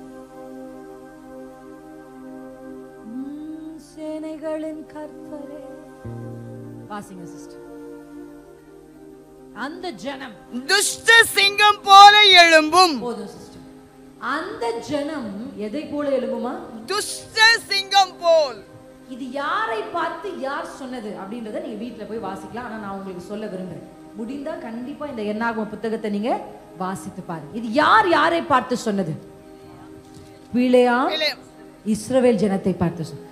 சபிக்க கூலி பேசி கொண்டு வரப்பட்ட பிலேயாம் யாரை பார்த்து சொல்றாங்க? இந்த ஜனம் எப்படிப்பட்ட ஜனம் எப்படி தெரியுமா? இஸ்ரவேலர்கள் யார் தெரியுமா? துஷ்ட சிங்கம் போல எழும்பும். அல்லேலூயா. பிலேயாம் ஆவியின் கண்கள்ல பார்க்கும்போது, மாம்ச கண்கள்ல பார்த்தா சும்மா பழைய ட்ரெஸ்ஸை போட்டு ஒரு தேயாத செருப்பும் பழமையாகாத வஸ்திரத்தையும் போட்டு புள்ளக்குட்டியெல்லாம் தூக்கிட்டு பார்த்தாலே பரிதாபமா இருக்கு. அவங்கள பட்டி பொடிக்கெல்லாம் தூக்கிட்டு நடந்து போயிட்டு இருக்க மாதிரி இருக்கும் மாம்ச கண்கள்ல பார்த்தா. ஆவியின் கண்கள்ல மலை மேல் நின்று பார்க்கிற பிலேயாம் சொல்றாரு, எப்பா இவங்க யாரு? நீ பார்க்கிற மாதிரி சும்மா கிடையாது, இவங்க துஷ்ட சிங்கம் போல எழும்புவாங்க. பிலேயாம் இந்த வார்த்தையை சொல்வதற்கு முன்பாக இவன் சத்துரு இவர்களை குறித்து யூகித்த ஒரு வார்த்தை தான் நம்ம வாசிக்கலாமா? 22:4 வாசிங்க. 22 என்னாகமம் 4. மீதியானின் மூப்பரை நோக்கி மாடு வெளியின், அதான் வாசிக்கிறீங்களா? என்னாகமம் 22:4. மீதியான் வாசிக்கலாம். மீதியானின் மூப்பரை நோக்கி, ஓகே மாடு வெளியின் புல்லை மேய்கிறது போல இப்பொழுது இந்த கூட்டம் நம்மை சுற்றி இருக்கிற யாவையும் மேய்ந்து போடும் என்றான். அல்லேலூயா. இதுக்கு முந்தைய வசனங்கள்லாம் நம்ம வாசிச்சோம்னா இஸ்ரவேல் ஜனங்கள் வருகிறார்கள் என்பதை பாலாக் என்ன பண்றான்? பார்க்கிறான். கண்டான் இருக்கும் முந்தைய வசனத்துல. என்ன பண்றாரு?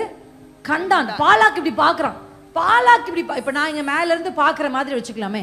பாலாக் இங்கிருந்து ஜனத்தை பார்த்த உடனே அவன் என்ன சொல்றான்னா, இந்த ஜனத்தை பார்த்து புல்லை மேய்ந்து போடுறது மாதிரி இந்த ஜனம் சுற்றி இருக்கிற யாவையும் மேய்ந்து போடும். அவன் பார்க்கும்போது, மாம்ச கண்கள்ல பார்க்கும்போது அவனை குறித்த இஸ்ரவேல் ஜனங்களை குறித்த பயம் இருக்கு. ஆனா அவன் என்ன சொல்றானா, ஆடு மேய்கிற மாதிரி நம்மள என்ன பண்ணிடுவாங்க? ஆடு மாடு மேய்கிற மாதிரி மேய்ந்து போடுவாங்க. அவன் நினைச்சான் இந்த ஜனங்களை பார்க்கும்போது ஏதோ ஆடு மேய்க்கிறவங்க. அப்படிதானே இஸ்ரவேலர்கள்? ஆடு மேய்க்கிறவர்கள் தான். ஆடு மாடு மேய்க்கிறவங்கன்னு நினைச்சு ஆடு மாடோட ஒப்பிட்டுட்டான். ஆனா பிலேயாம் சொல்றான், பாலாக் நீ ஏதோ ஆடு மாடு மேய்க்கிறதுனால இவர்களை ஆடு மாடுன்னு நினைச்சிடாத, இவங்க ஒரு துஷ்ட சிங்கம் போல எழும்புவாங்க. ஹல்லேலூயா. இவங்க எழும்புனா இரையை கவ்வாமல் மறுபடியும் இவங்க உட்கார மாட்டாங்க. மனுஷருடைய பார்வைக்கு ஏதோ அற்பமாய் நீங்க தெரியலாம், ஆனா ஆவியின் கண்கள்ல கர்த்தர் உங்களை ஒரு சிங்கத்தை போல இன்றைக்கு ஒரு அபிஷேகத்தை உங்க மேல இறங்க பண்ணுங்க. ஹல்லேலூயா. Proverbs 30:30 நீதிமொழிகள் 30. அப்புறம் வாசிச்சுக்கலாம். நீதிமொழிகள் 30:30 என்ன வசனம் சொல்லுதுன்னா, ஒன்றுக்கும் பின்னடையாத சிங்கம். சிங்கத்தினுடைய குவாலிட்டியே என்னன்னா, what is the quality of a lion அப்படின்னா, இது ஒன்றுக்கும் பின்னடையாது. ஆமென். இன்னைக்கு ஆண்டவர் ஒடுங்குகிறது மட்டும் இல்ல, ஒடுக்கத்திலிருந்து உங்களை எழுப்புறது மாத்திரமல்ல, முன்னோக்கி உங்களை நகர்த்தியும் கொண்டு போக அவர் வல்லமை உள்ள தேவனாய் இருக்கிறார். ஹல்லேலூயா. எத்தனை பேர் ஆமென்னு சொல்றீங்க? ஆமென். எதற்கும் எது ஒரு பிரச்சனை வந்த உடனே பின்னாடி போகிற அனுபவங்கள் இந்த வருஷத்தோட இயேசுவின் நாமத்துல முடியட்டும். ஏதோ ஒரு பிரச்சனை வந்து சபைக்கு போகிறத நிறுத்துறது, ஏதோ ஒரு பிரச்சனை வந்தோடனே கூட்டத்துக்கு வருகிறது நிறுத்துறது, ஜெபத்தை நிறுத்துறது, உபவாசத்தை நிறுத்துறது, பிரதிஷ்டையை நிறுத்துறது. கர்த்தாவே உமக்காக நான் இப்படிதான் இருப்பேன்னு ஒரு சில பேர் பிரதிஷ்டை செய்தீங்க. ஆனா கர்த்தர் உங்களுக்கு அதை செய்யலன்னு அந்த பிரதிஷ்டை என்ன பண்ணிட்டீங்க? முறித்து போட்டுட்டீங்க. அதை முறித்து போட்டீங்க. இன்னைக்கு ஆண்டவர் உங்களுக்கு நினைப்பூட்டுகிறார், ஒன்றுக்கும் பின்னடையாத சிங்கத்தை போல இஸ்ரவேல் ஜனங்களை பார்த்து சொன்ன வார்த்தை, இவர்கள் துஷ்ட சிங்கத்தை போல எழும்புவார்கள். எத்தனை பேர் இன்னைக்கு எலும்ப ஆயத்தமா இருக்கிறீங்க என் கூட? நான் எழும்ப போறேன். இனி சும்மா என்னை பார்த்து ஆடு மாடு, உங்க பார்வைக்கே நீங்க ஒருவேளை ஆடு மாதிரி இருக்கலாம். இந்த தெல்லு பூச்சிக்கு நல்ல வாழ்க்கை தந்தீரே, அப்படிதானே அந்த வார்த்தை இருக்கு. என்னை நல்லவனாக்கி அலையில் வைத்து கொண்டீரே, இந்த தெல்லு பூச்சிக்கு நல்ல வாழ்க்கை தந்தீரே, என்னை நல்லவளாக்கி அலையில் வைத்து கொண்டீரே. இது தெல்லுப்பூச்சி. யாக்கோபு என்னும் சிறு பூச்சியே நீ பயப்படாதே, அப்படிதானே வசனம் இருக்கு. பூச்சியாதான் கர்த்தர் ஒருத்தரை பிடிப்பாரு, ஆனா பூச்சியாவே வாழ்நாள் வரைக்கும் வச்சுக்க மாட்டார். யாக்கோபு என்னும் சிறு பூச்சியே பயப்படாதே, நான் உன்னை, அடுத்தடுத்த வசனங்கள்ல நான் உன்னை புதிதும் கூர்மையும் உள்ள பற்களுள்ள எந்திரமாக்கும். அதுதான் அனாயிட்டிங். தேவனோடு தாவீதோட இருக்கு. தாவீது ரொம்ப ஒரு பியூட்டிஃபுல்லான ஒரு கேரக்டர் பைபிள்ல. டேவிடோட வந்து சேர்ந்தவங்க எல்லாம் எப்படிப்பட்டவங்க? முறுமுறுக்கிற ஒன்னும் நல்ல வேஸ்ட் பீஸா வருது. டேவிட் கிட்ட வந்து சேரும் போது எப்படி வந்தாங்க? ஒன்னுத்துக்கு உதவாதவர்களை போலதான் வந்தாங்க, பூச்சி மாத்திரம் வந்தாங்க. ஆனா அதே டேவிடோட இருந்த கூட்டத்தை குறித்து கர்த்தருடைய வேதம் சொல்றேன் கூட எடுத்தவர்கள் 1 நாளாகவும் 12:8 வாசிப்பு. கர்த்தர் உங்களுக்கு சில ரெவலேஷன்ஸ் இப்ப கொடுக்க போறார். காத்தியரில் பரிசையும் ஈட்டியும் பிடித்து சிங்க முகம் போன்ற முகமும். ஹல்லேலூயா. எல்லாரும் சத்தமா சொல்லுங்க. சிங்க முகம் போன்ற முகம் சொல்லுங்க. சிங்க முகம் போன்ற முகம். இந்த அதிகாரத்தை நீங்க வீட்டுல எழுதி வைக்க நான் உங்களை உற்சாகப்படுத்துறேன். எழுதி வைத்து வாசிச்சு பாருங்க. யாருன்னா தாவீதோடு இருந்த பராக்கிரமசாலிகளுடைய குணங்கள், பட்டியல்கள், அவங்க எப்படிப்பட்டவங்கன்றதை அதை எழுதியிருக்கும். அப்படிதானே இருக்கு? அதான் அந்த அதிகாரம். அந்த அதிகாரத்துல இந்த காத் புத்திரர்கள் விசேஷமா அவங்களுக்கு எப்படி ஒரு ஃபேஸ் இருக்கும்னா, எப்படி இருக்கும் அந்த முகம்? சிங்க முகம் போன்ற முகம். அப்படின்னா என்ன அர்த்தம்? அப்படியே முடியெல்லாம் இப்படி வளர்த்து இப்படியெல்லாம் விட்டுருப்பாங்களா? நம்ம பிள்ளைங்கெல்லாம் செஞ்சுக்குதே, நம்ம பிள்ளைங்க சிங்க மாதிரி செஞ்சா கூட பரவாயில்ல, சிங்கமா இல்லை பண்ணிக்குது. இப்ப நல்லா இருந்தா கூட பரவாயில்லடா, ட்ரெண்டுக்கான்னு இவனுங்க பண்ற அட்டுலையும் தாங்கவே முடியல. அது கொஞ்சம் சிங்கம் மாதிரி கொஞ்சம் கெர்ஜிப்பா இருந்தா பரவாயில்ல, கோமாளி மாதிரியே இருக்கான். நம்ம அந்த காலத்துல சர்க்கஸ்ல பாக்குற கோமாளி கலர் எல்லாம் மண்டையில அடிச்சுக்கிட்டு அது அவன் கெத்துன்னு சொல்றான். ஆனா இங்க பாருங்க, காத் புத்திரர்கள் அவங்களுக்கு எப்படி இருந்தது முகம்? சிங்க முகம். அப்ப சிங்க முகம்னா எப்படி இருக்கும்னு நினைக்கிறீங்க? யோசிச்சு பார்க்கலாம். எப்படி இருந்திருப்பாங்க சிங்க முகம்னா அப்படின்னு யோசிச்சு பார்த்தா அது ஒன்றும், அது ஆவிக்குரிய கண்ணோட்டத்துல பார்க்கணும். சிங்க முகம்னா என்ன அர்த்தம்? இது எதுக்குமே பின்னடையாது. எவ்வளோ பெரிய யானை வந்தாலும் அது அப்படியே, அது சிங்கம் தான். எவ்வளோ உயரமான ஒட்டகச்சிவிங்க வந்தாலும் அது எப்படிதான் பார்க்கும்? சிங்கமா தான் அது இருக்கும். ஆமென். எவ்வளவு வேகமாய் ஓடுகிற சிறுத்தை வந்தாலும் அது சிங்கம் தான். எதற்கும் பின்னடையாத ஒரு முகம். ஆமென்.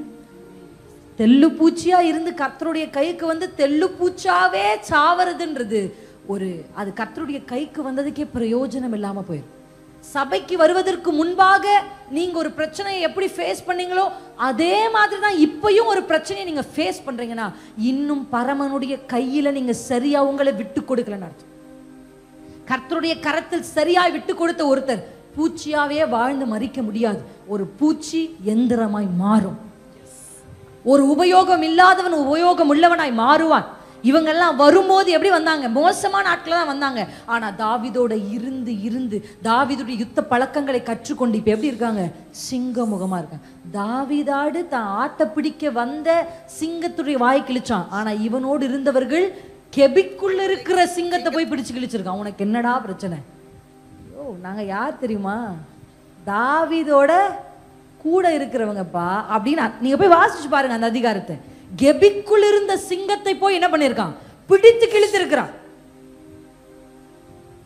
தாவீது மட்டும்தான் ஏனாக்கின் புத்திரர் கோலியாத்தை அடிச்சா நீங்க நினைக்கிறீங்களா? இவர்களும் 4ஆம் புத்தகத்துல வாசிச்சு பாருங்க. அவனோடு இருந்த பராக்கிரமசாலிகளும் ஏனாக்கின் புத்திரர்களை கீழே தள்ளி இருக்கிறாங்க. அப்ப இயேசு செய்வார் இல்ல, இயேசுவோடு இருக்கிற நானும் செய்ய வேண்டும். அவர் யூத சிங்கமானால் இயேசுவுக்கு முன்னாடி போகும்போது சிங்கமா இருக்காதீங்க, ஆட்டுக்குட்டியா இருங்க. அப்பதான் நடத்துவார். சத்துருவுக்கு முன்னாடி ஆட்டுக்குட்டியா இருக்காதீங்க, சிங்கமா மாறிடும். இன்னைக்கு நம்ம ஆப்போசிட்டா செய்யறோம். அல்லேலூயா. யாருக்கு முன்னாடி எப்படி அப்படிதானே? வீட்டுக்குள்ள நைட்டியை போட்டுட்டு வீட்டுக்குள்ள லுங்கி ட்ரௌசர் கட்டிட்டு அப்படியே பரட்ட தலையோடு வரும். அப்படியேவா சர்ச்சுக்கு வரும்? சர்ச்சுக்கு வரும்போது உடைய மாத்திரம், தலையை மாத்திரம், முகத்துக்கு ஏ அது வேஷம் போடுறோமா? இல்லை, வேஷம் இல்லை. அது வேஷம் இல்லை தானே. அது என்ன பண்றோம்? நம்ம யாருக்கு முன்னாடி ப்ரெசென்ட் பண்றோமோ அப்படி கேஷுவலா ஃப்ரெண்ட்ஸ் கிட்ட போகும்போது ஒரு ட்ரெஸ் போடுறோம். அதுவே ஒரு உயர் அதிகாரியை சந்திக்கணும்னா அதே மாதிரி ஒரு டிஷர்ட்டையும் ஒரு ஜீன்ஸையும் போட்டு போறது இல்லை. அதுக்கேற்ற மாதிரி ஒரு ஃபார்மல் ட்ரெஸ்ஸை போட்டு போய் நிற்கிறோம் இல்லை. அந்தந்த இடத்துக்கு தகுந்தாற் போல நம்முடைய உடைகளை எப்படி நாம் சரி செய்து நாம் மாற்றிக்கொள்கிறோம்னு சொல்ல மாட்டேன், எப்படி ஒழுங்குபடுத்துகிறோமோ அதே போல தேவனுக்கு முன்பாக நான் ஒரு ஆட்டுக்குட்டித்தான், ஆனால் என் சத்துருவுக்கு முன்பாக நான் சிங்க முகம் கொண்டவன்.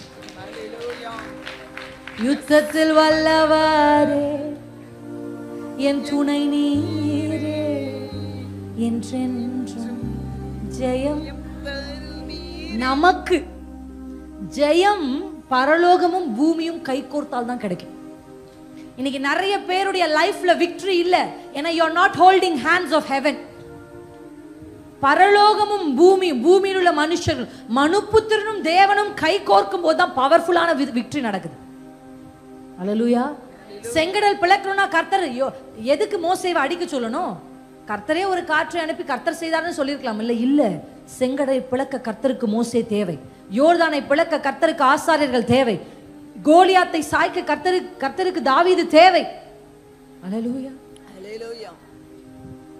எந்த மனுஷன் அப்பான்னு கையை உயர்த்தி என் கையை பிடிச்சுக்கோங்க நீங்க சொன்னீங்கன்னா யுத்தத்துல கர்த்தர் உங்களை கொண்டு ஜெயிப்பார். பூமியையோ கர்த்தர் மனுபுத்திரனுக்கு கொடுத்திருக்கிறார். இந்த பூமியில் ஒரு ஜெயம் வேண்டுமானால் ஒரு மனுபுத்திரன் கை உயர்த்த வேண்டும்.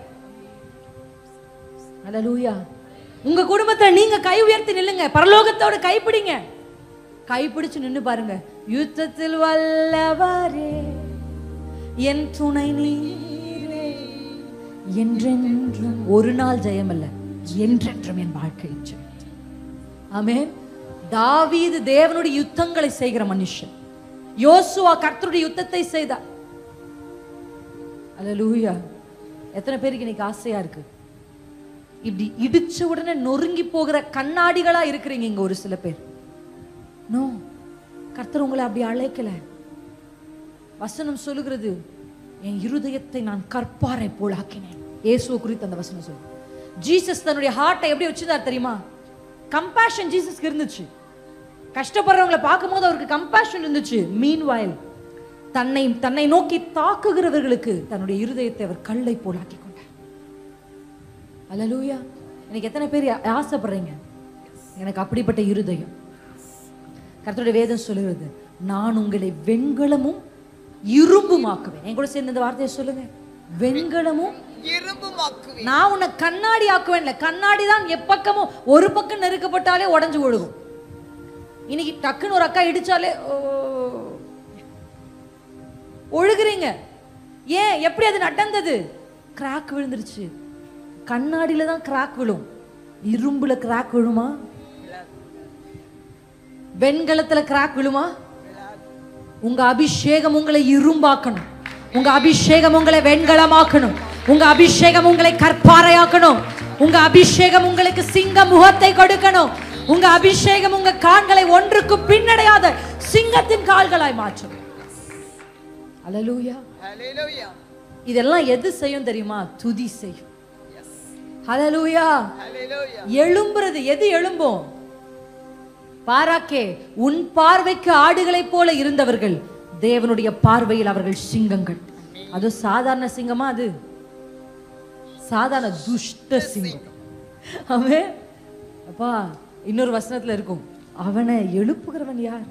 எழுப்பி விட்டுறாத, அவனை சீண்டி விட்டுறாது. முன்னாடி எல்லாம் எனக்கு 2 பிள்ளைங்க இருக்காங்க, உங்க எல்லாருக்குமே தெரியும். நீங்க பாப்பீங்க, சேலஞ்ச். பிள்ளைகளை கொண்டு போய் ஊழியத்தை நிறைவேற்றுறது ஒரு பெரிய சேலஞ்ச். கரெக்டாக மினிஸ்ட்ரிக்கு போகும்போது நான் ஃபீட் பண்ணணும். அப்போ ரொம்ப அழுவாங்க. ஸ்டேஜுக்கு போகும்போது வந்து நிற்பாங்க. அப்படி ரொம்ப சேலஞ்ச் இருக்கும். புரியாத வயசு. அவனுக்கு 2.5 வயசு. அவனுக்கு ஒன்றுமே புரியாது. நம்ம சொன்னாலும் அதை புரிஞ்சுக்கிற வயசு இல்லை. இந்த புரியாத வயசில் முன்னாடியெல்லாம் ஜூடா குட்டியா, போன டைம் வரும்போது நாங்கள் குட்டியாக ஜூடாவை கொண்டு வந்தோம் சபைக்கு. இங்கே தான் வச்சு உட்காந்துட்டு இருந்தோம். குட்டியாக இருக்கும் போது அவன் ஏதாவது அழுதாலோ இல்லை ரொம்ப கத்தி அழுவான். எதுக்கு அழுறான்னு அவனுக்கும் தெரியாது, எங்களுக்கும் தெரியாது. அப்போ அழும்போது நானும் அழுவேன். மனபாரத்தோடு வந்து ஸ்டேஜில் நிற்பேன். கர்த்தர் பலப்படுத்தி ஊழியத்தை நிறைவேற்றி போயிடுவேன். இப்போ அதே மாதிரி என் பிள்ளைகளை ஏதாவது ஒரு டிஸ்டர்பன்ஸ் பிசாசு கொடுத்தானா, இப்போ நான் என்ன சொல்வேன் தெரியுமா? கரெக்டாக நான் ஒரு நாள் நடந்த சம்பவத்தை உங்களுக்கு சொல்கிறேன். இது உங்களுடைய ஆவிக்குரிய வாழ்க்கைக்கு பிரயோஜனமாக இருக்கும் என்று நம்பிக்கையோடு. நான் பிள்ளைகளெல்லாம் தூங்கிட்டாங்க. கரெக்டாக அதிசயமாக என் பிள்ளைங்க 1 மணிக்கு தூங்கிருச்சு. 1 மணிக்கு தூங்கினோட எனக்கும் என் கணவருக்கும் அவ்வளோ சந்தோஷத்தோடு பிள்ளைகளை கடத்திட்டு, அப்பா இப்போ நம்ம ஜெபிக்கலாம் அப்படின்னு அப்போதான் எழும்பி போய் பெட்டு விட்டு கீழே இறங்கி நின்று கைகளை உயர்த்தி அப்படியே பாடல் பாடிட்டே இருக்கிறேன். என் குழந்தை யாரோ அடிச்ச மாதிரி அவள் அழுகுறான். வீச்சுன்னு ஒரு குரல் அவ அழுத உடனே இவனும் எழுந்து 2 பேருமே அழுகுறாங்க. 2 பேரும் ஏகமாய் கத்துவாங்க. ஏகமாக கத்துன்னு 2 பேரும் பதறி போய் மறுபடியும் உட்காந்து 2 பேரும் கன்சோல் பண்ணிட்டே இருந்தோம். எனக்கு நல்லா தெரியும், நான் ஜெபிக்க ஆரம்பிக்கும் போதே அங்கே ஃபயர் வந்து பேர்ன் ஆக ஆரம்பிச்சிச்சு. உடனே என்ன பிசாசு நான் உடனே சொன்னேன். அது ஆல்ரெடி 1 o'clock 1:30 ஆயிடுச்சு. நான் இப்போ என்ன பண்ணேன், நான் உடனே சொன்னேன், இங்கே பாரு, என் பிள்ளை 4 மணிக்கு தூங்கினா கூட 4 மணிலிருந்து நான் ஜெபிப்பேன். இந்த நாளில் கர்த்தர் என்னை கொண்டு எதையோ ஒன்று செய்ய நினைச்சிட்டார். எனக்கு தெரிஞ்சிடுச்சு. 4 மணிக்கு தான் என் பிள்ளை தூங்குதுனாலும் 4 மணிக்கு நான் ஜெபிப்பேன், நீ முடிஞ்சதை பார்த்துக்கோ. 2 பேரும் உட்காந்து என்ன பண்ண ஆரம்பித்தோம். அவங்க அதுக்கப்புறம் லைட்டை போட்டவங்க தான் 3 மணிக்கு தான் தூங்கினாங்க. ஆனால் விடலை, 3 மணிலேருந்து ஜெபத்தை ஸ்டார்ட் பண்ணு. எது ஒரு தடையை நீங்க பாக்குறீங்கன்னா, தடையை பார்த்த உடனே சிங்கம் பின்னுக்கு போக கூடாது, தாண்டி போகணும். ஹல்லேலூயா. தடையை பார்த்த உடனே சோர்ந்து ஒடுங்கி போக கூடாது, துதிக்க ஆரம்பிக்கணும். ஹல்லேலூயா. அதுதான் ஆவிக்குரிய. யூ ஹேவ் டு டிசர்ன் இது என்ன எதனால நடந்துச்சு.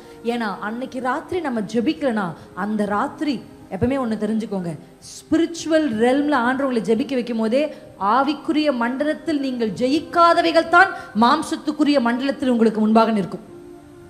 அதை நீங்க அங்கே ஜெயிச்சு முடிச்சிட்டீங்கன்னா இங்க அது வரவே வராது. அல்லேலூயா, ஆமென். எங்களுடைய எடுத்துக்காட்டுகளை சொல்றது நேரத்தை போக்குறதுக்குள்ள, ஆனா உங்க ஆவிக்குரிய வாழ்க்கைக்கு. ஒரு ராத்திரி எனக்கு சொப்பனம், எனக்கு வந்து அதே டைம்ல என்னோட அத்தைக்கும் அந்த சொப்பனம் வந்திருக்கு. பயங்கரமான மோசமான ஒரு சொப்பனம். எழுந்து உட்காந்து திகிலோடு நான் உட்காந்துருக்கேன். அது நாளைக்கு அடுத்த நாள் நாங்கள் ஷேர் பண்ணும் போது தான் எங்களுக்கு தெரியும். திகிலோடு பயத்தோடு உட்காந்துருக்கிறேன். ஆண்டவர் ஒரு பாட்டை கொடுத்தாரு என்னுடைய நாவல். அதாவது அது பயம் இல்லை, கதறி அழுக ஆரம்பிச்சேன். அழுகிறேன், ஏன்னா அந்த கனவு அவ்வளவு மோசமா இருந்துச்சு. அது நடந்துடக்கூடாது ஆண்டவரே, இது நடக்கவே கூடாது ஆண்டவரே, நான் அழுகிறேன். அழுது கொண்டே இருந்த கர்த்தர் எனக்கு ஒரு பாட்டை நினைப்பூட்டுறார். ஹல்லேலூயா. சிறகுகளின் மறைவினிலே சாய்ந்து இளைப்பாருவே, நீர் துணையாய் இருப்பதினால் நான் நம்பி இளைப்பாருவே. இந்த பாட்டை நான் பாடினதில்லை, அதிகமா நான் பாடினதில்லை, கேட்டிருக்கிறேன். கண்மணி போல் என்னை காப்பவரை நான் நம்பி இளைப்பாருவே,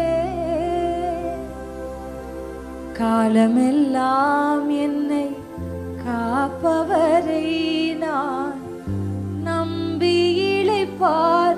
இந்த பாட்டை பாட பாட அப்படியே என்னுடைய பயம்னா அந்த வார்த்தையை சொல்ல மாட்டேன், ஏன்னா பயம்ன்றது ரொம்ப கம்மி, திகில். அப்படியே என் திகில் இளைப்பாறுதலா மாறுச்சு. அப்ப இதை செய்தது என்ன? ஒரு பாடல், ஒரு துதி. இதுக்கு தான் நான் எல்லார்கிட்டையும், கிறிஸ்தவ குடும்பங்களுக்கு நான் உற்சாகப்படுத்துவேன். காலையில எழும்போது ஒரு சின்ன ப்ளூடூத் ஸ்பீக்கராவது உங்க வீடுகளில் இருக்கணும். என்ன இருக்கணும்? 300 ரூபாயிலிருந்து அமேசான்ல கிடைக்குது ப்ளூடூத் ஸ்பீக்கர். எல்லார் கையிலும் ஸ்மார்ட் போன் இருக்கு, யூடியூப் இருக்கு. இருக்கா இல்லைங்களா? ஒரு வயசான அம்மா என்னை ஒரு சர்ச்சில் பார்த்தாங்க. அந்த அம்மாவுக்கு பல்லு கூட இல்லை. அந்த அம்மா என்கிட்ட, அந்த அம்மா அப்படி தலையாட்டிகிட்டே சொன்னாங்க, உங்களை நான் யூடியூப்ல பார்த்துருக்கேன். நாங்கள் அப்போ உங்க கையில கூட யூடியூப் இருக்கா? ஆச்சரியமா இருந்துச்சு எனக்கு. அவங்க சொன்னது, அவங்க என்ன சொன்னாங்கன்றதெல்லாம் எனக்கு கேட்கவே இல்லை. இவங்க கூட யூடியூப்ல பார்க்குறாங்கன்றது எனக்கு பயங்கர ஆச்சரியம். அப்போ எல்லார் கையிலும் இருக்குல்ல. காலையில் எழுந்தோடனே இப்போ நான் பெண்களுக்கு தான் அதை அதிகமாக நான் உற்சாகப்படுத்துவேன். பெண்கள் என்ன செய்கிறோம், வீட்டில் எதை எங்கெங்கே வைக்கணும் ஒழுங்குபடுத்துறது யார் வீட்டில்? சில ஆண்களும் இப்போ செய்கிறாங்க. சோத்திரம், அவர்களை கர்த்தர் அதிகமாக ஆசீர்வதிப்பாராக. ஆமேன்னு ஒரு நிறைய ஆமேன் சத்தம் வருது இந்த பக்கம். அப்போ சரி, யார் வேணாலும் செய்யுங்க, ஆனால் ஒழுங்குபடுத்துகிறோமா இல்லையா வீட்டை? இது இங்க இருக்கணும், அது அங்க இருக்கணும். எப்படி ஒரு வாழுவதற்கு தேவையாய் ஒரு வீட்டை எப்படி நம்ம அமைக்கிறோம்? இந்த பெட்ரூம்குள்ள இது இருக்கணும், கிச்சன்ல இது இருக்கணும். யாரும் கொண்டு போய் கிரைண்டரை பெட்ரூம்ல வைக்கிறது இல்லை. அதாவது அது அங்க வைக்கணும் நம்ம எப்படி ஃபிக்ஸ் பண்றோமோ அப்படிதான் ஸ்பிரிச்சுவலி கூட நம்முடைய வீட்டினுடைய சூழலை தேவன் தங்குகிற இடமாய் மாற்ற வேண்டிய பொறுப்பு உங்களுக்கு இருக்கு. எப்பவுமே அங்க எப்ப பார்த்தாலும் சினிமா சத்தம் கேட்கிற வீட்டுக்குள்ள இயேசு வந்து தங்க முடியாது. எப்ப பார்த்தாலும் பொருளை பேசி மற்றவர்களை பற்றி தூஷிக்கிற கெட்ட வார்த்தைகள் பேசுகிற வீடுகளுக்கு இயேசு. அப்ப யூ ஹேவ் டு கிரியேட் உமக்கு சிங்காசனம் அமைத்திட உம்மை துதிக்கிறோம். என்ன ஒரு வெளிப்பாடு, என்ன ஒரு வெளிப்பாடு, என்ன வெளிப்பாடு? துதியினால் சிங்காசனத்தை அமைக்கிறோமா? துதின்றது எவ்வளவு டைமென்ஷன்ஸ்ல இருக்கு பாருங்க. பேச பேச ஆண்டவர் எப்படி வெளிப்படுத்தி கொண்டிருக்கிறார். ஹல்லேலூயா. நீங்க துதிக்க துதிக்க உங்க வீட்டுல ஒரு சிங்காசனம், ஒரு சேர், ஒருத்தர் வந்தா சேரை போட்டு உட்காருங்கன்னு சொல்றீங்கல்ல, அதுதாங்க உங்க துதி. நீங்க துதிக்காத வரையும் இயேசு வந்து அமர முடியாது. ஏன்னா இயேசு யாரையும் கட்டாயப்படுத்தி உள்ள வர மாட்டார். வாசலை திறந்தாதான் வருவேன்னு இயேசு சொல்லிட்டார். ஹல்லேலூயா. அப்ப நீங்க துதிக்க துதிக்க உங்க வீடுகளுக்குள்ள சிங்காசனம். அப்ப மார்னிங் எழுந்த உடனே என்ன பண்ணணும்னா பாடலை போட்டு பாடுகளுக்கு என்ன பண்ணணும், காதுகள் கேட்க. பிள்ளைகளுக்கு காலையில் என்ன பண்ணணும், சாங் உள்ள போகணும். அப்படி சாங் உள்ள எது உள்ள போகுதோ அதான் வெளியே வரும். What goes inside that comes out. உங்களை அறியாம கூட வெளியே வரும். அப்போ எங்கேயோ எப்பயோ நாங்க கார்ல பிரயாணம் பண்ணும்போது இந்த பாட்டை சிறகுகளின்னு கேட்ட பாட்டு தக்க சமயத்துல ஆவியானவர் எனக்கு நினைப்பூட்டுகிறார். நீங்க போய் மளிகை சாமான ஒரு மாதத்துக்கு வாங்கிட்டு வந்து ஸ்டோர் ரூம்ல வச்சாதான், நீங்க ஒரு சட்னியை தாளிக்கணும்னா என்ன பண்ணணும், கடுகு எங்கேருந்து எடுப்பீங்க? நிறைய பேர் வாங்கிட்டு வந்து வைக்கிறதே இல்லை. அப்ப எங்க எடுக்கிறது? தேடும்போது கிடைக்கல சிஸ்டர், கைக்கு கிடைக்க மாட்டேன் சிஸ்டர். வாங்கி வந்து வைக்கணும். ஸ்டோர் ரூம்ல நீங்க ஸ்டோர் பண்ணாதான் கை நீட்டும் போது கிடைக்கும். பவுல் பிரச்சனை வந்த போது கை நீட்டி நீட்டி பார்த்தாரு. ஏஸ் தேவன் கிடைக்கவே இல்லை. ஆமாதானே? சாரி, சவுல், பழைய ஏற்பாட்டுல சவுல் என்ன பண்ணாரு? பிரச்சனைகள் வரும்போது இயேசு தேவனை தேடுறாரு. கை கேட்ட தூரத்துல ஆண்டவரே இல்லை. ஆனா எல்லாரும் கல்லெறிஞ்சு கொல்ல நினைச்சு கல்லோட காத்திருக்கும் போது தாவீது கை நீட்டுறாரு, கர்த்தர் பிடிக்கிறார். அப்ப தாவீது எட்டுகிற தூரத்தில் தேவன் இருந்தார். அதே பிரச்சனைகள் வரும்போது பவுல் எட்டுகிற தூரத்தில் தேவன் இல்லை. ஏன்னா வாங்கிட்டு வந்து ஸ்டோர் பண்ணல. ஆமென். துதி டவுன்லோட் பண்ணுங்க பரலோகத்திலிருந்து உங்களுக்கான நன்மையை. துதிக்கும் போது உங்களுக்கு தெரியாது, ஏதோ நீங்க பாடிக்கிட்டு இருக்கீங்க துதிச்சிட்டு இருக்கீங்க நினைக்கும். No, when you praise you are actually bringing blessings.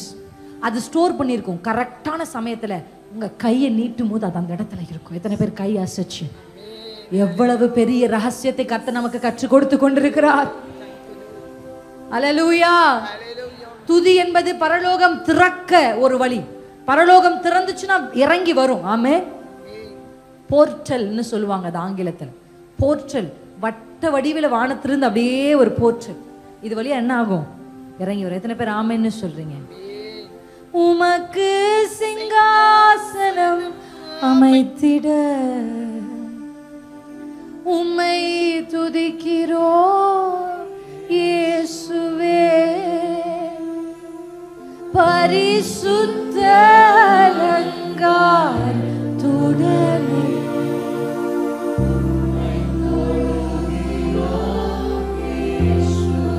சொல்லுங்க.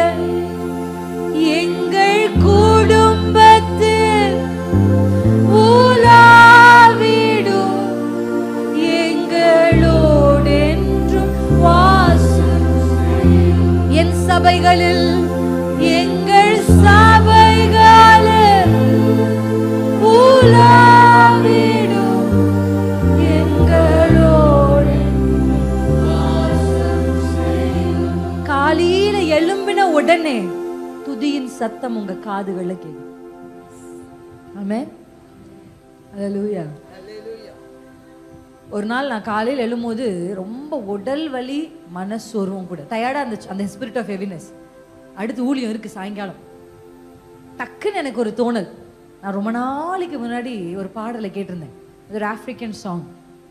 இம்மானுவேலாஸ் டன் இட் அகேன் ஓ அப்படின்னு அவங்க பாடுவாங்க. ரொம்ப நல்லா இருக்கும் அந்த பாட்டு. யூடியூப்ல இருந்தால் நீங்கள் போய் அதை கேட்டு பார்க்கலாம். அந்த பாட்டு என்ன, அது வந்து ஒரு மாதிரி ஆப்பிரிக்கன் மியூசிக்கோடு என்ன பண்ணும் வரும்.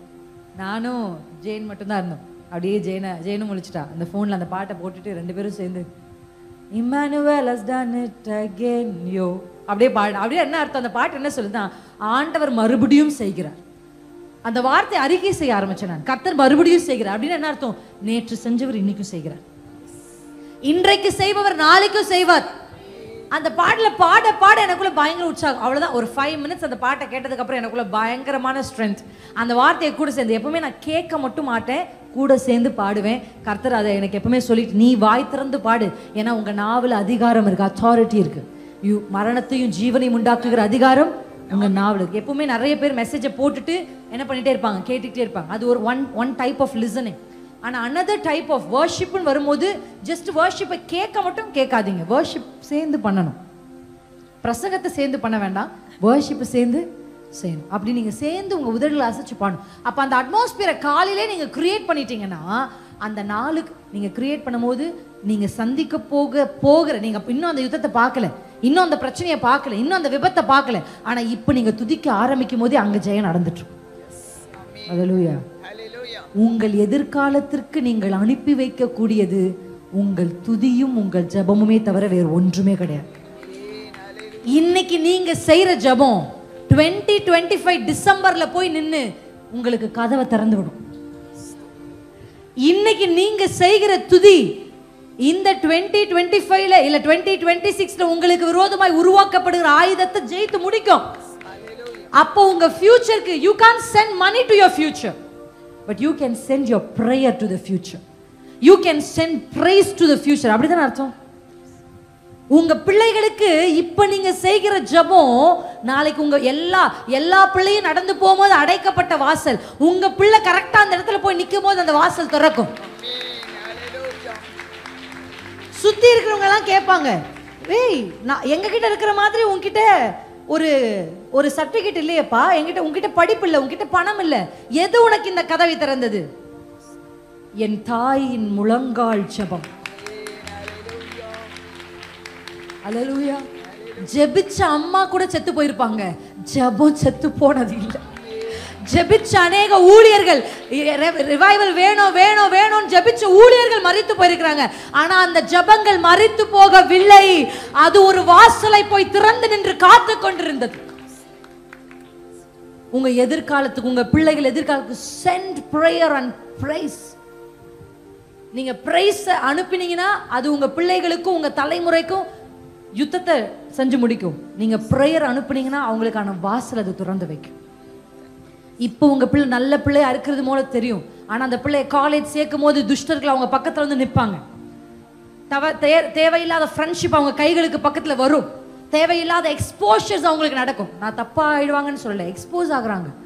நம்ம பிள்ளை நம்ம வீட்டில் இருக்கும் போது வேற, நம்ம பிள்ளைய போய் கொண்டு போய் வேற இடத்துல விடும் போது பலவிதமான காரியங்களுக்கு எக்ஸ்போஸ் ஆகுறாங்க. அப்ப அந்த பிள்ளைகளுக்கும் அந்த பாவத்துக்கும் நடுவுல சிஸ்டர் உங்க ஜெபங்கள் தான் இருக்கும். இப்ப இருந்து இப்போ உங்க பிள்ளை கை குழந்தையா இருக்கலாம், ஆனா பிள்ளைக்கு ஜெபம் பண்ணுங்க, என் பிள்ளை வாலிபத்தில் கீழே விழுவதில்லை. என் பிள்ளை எல்லாரும் செய்கிற பாவத்தை 2026 2030 எப்படி இருக்கும்னு தெரியாது. இப்போ உங்க பிள்ளை சின்ன பிள்ளை, ஆனா 2030ல உங்க பிள்ளை வாலிபன், இப்பவே பாவத்தை மேற்கொள்ள முடியல. அப்ப எவ்வளவு பெரிய பாவங்கள் தலைவிரித்து ஆடும். 2030ல என்ன நடக்கும்னு தெரியாது. ஆனா இப்ப நீங்க ஜெபிக்கிற ஜெபம் 2030ல உங்க பிள்ளை வாலிபனாய் நிற்கும் பொழுது எவ்வளவு பெரிய பாவம் அவனை சூழ்ந்திருந்தாலும் பினேகாசை போல ஈட்டியை பிடித்து அவன் அதை ஜெயிக்கிற அனாயிண்டிங் கர்த்தர் அவன் மேல கொடுப்பார். நீங்க போக முடியாத இடத்துக்கு உங்க ஜெபம் போகும். நீங்க போக முடியாத, நுழைய முடியாத அந்தரங்க அறைகளுக்குள்ள உங்க துதி போகும். உங்க பிள்ளை உங்களுக்கு வேணா கதவை அடைக்கலாம், ஆனா அந்த ஜெபத்துக்கு கதவை அடைக்க முடியாது. உங்க பிள்ளை உங்க கண்ணுக்கு வேணா மறைச்சு எதையும் செய்யலாம், ஆனா அந்த ஜெபத்துக்கு மறைச்சு எதையும் செய்ய முடியாது.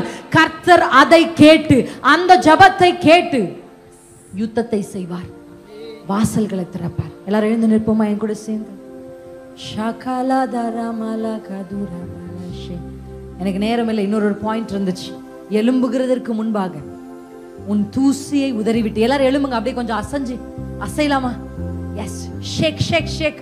அது இங்கிலீஷ்ல எப்படி இருக்குன்னா, ஷேக் தி டஸ்ட் அவே. ஆமென், அல்லேலூயா. யார் மேல தூசி இருக்கும்? இன்னைக்கு நிறைய பேர் எழும்ப முடியாததற்கான காரணம் ஒடுங்கின ஆவி மாத்திரம் அல்ல. சில பேருக்கு எந்த ஒடுங்கின ஆவியும் இல்லை சிஸ்டர், ஆனா ஒரு சில பேர் மேல டஸ்ட் நிறைய படிஞ்சிருக்கு.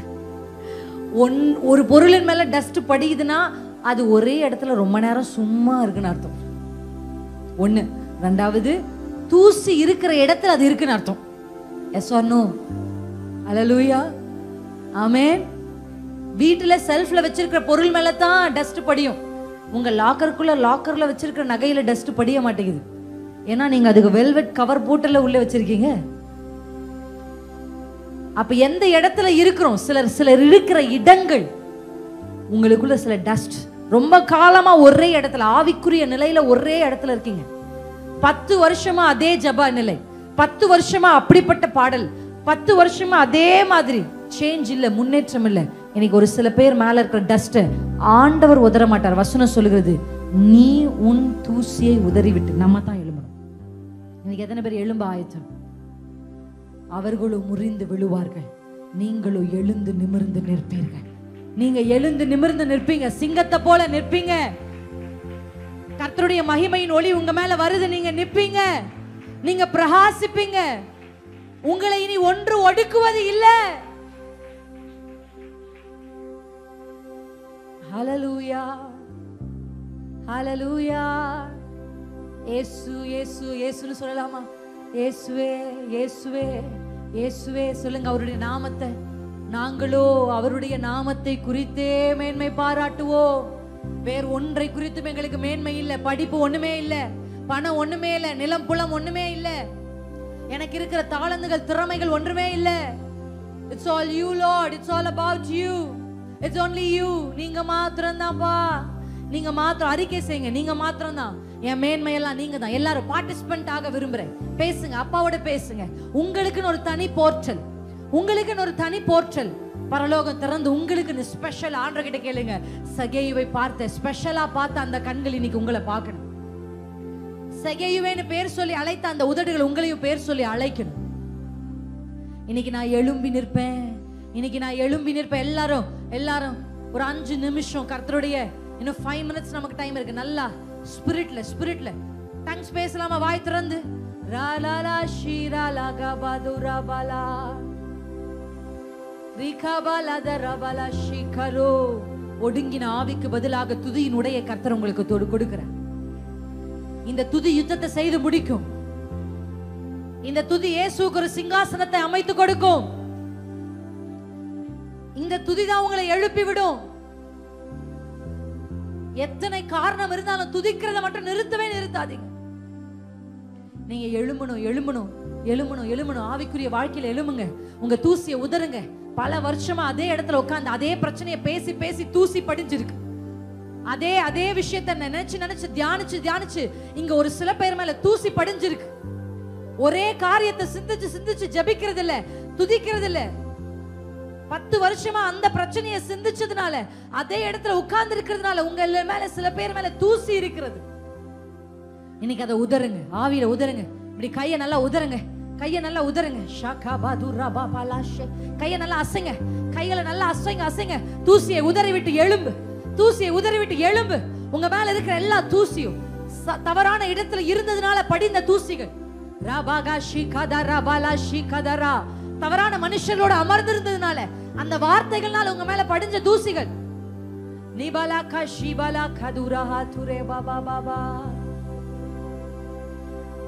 இன்னைக்கு ஆண்டவர் எனக்கு சிங்க முகத்தை கொடுத்திருக்கிறார். எல்லாரும் எத்தனை பேர் நம்புறீங்க? காத்புத்திரர்கள் சிங்க முகம் கொண்டவர்கள், காத்புத்திரர்கள் சிங்க முகம் கொண்டவர்கள். மனுஷருடைய பார்வைக்கு அற்பமான மனுஷியா நீங்க இருக்கலாம். ஏதோ ஆடு மாடு மாதிரி நம்மள மேய்ந்து போயிருவாங்க அப்படின்னு சத்துரு நினைக்கலாம். இல்லங்க, நீங்க ஆடு மாடு அல்ல, நீங்க தெல்லு பூச்சி அல்ல. ஒருவேளை நீங்க அப்படி இருந்திருக்கலாம். ஆனா இன்னைக்கு இயேசு உங்களை கையில் எடுக்கிறார், உங்களை சிங்கமாய் மாற்றுகிறார், உங்களுக்கு சிங்க முகத்தை கொடுக்கிறார், சிங்கத்தின் கால்களை கொடுக்கிறார், சிங்கத்துடைய ஆட்டிடியூட கொடுக்கிறார். அந்த ஆட்டிடியூட் பெற்றுக்கொள்ளுங்க. சிந்தை மாறுகிறது, சிந்தை சிங்கம் போல மாறுகிறது. ஒன்றுக்கும் பின்னடையாத சிந்தை. ஓ ரியாலகா ஷேகதாராபா ரிகதாராபால் ஆவியின் சிந்தை. நல்ல கை தட்டி வாய் திறந்து அந்நிய பாஷை பேசி பெற்றுக்கொள்ளுங்க. ஆவியின் சிந்தை ரபகதரபல ஷிகதரபதரபல ஷிதரபோ. ஆவியின் சிந்தை, சிங்க முகம், பார்வை மாறுது, ஆட்டிட்யூட் மாறுது.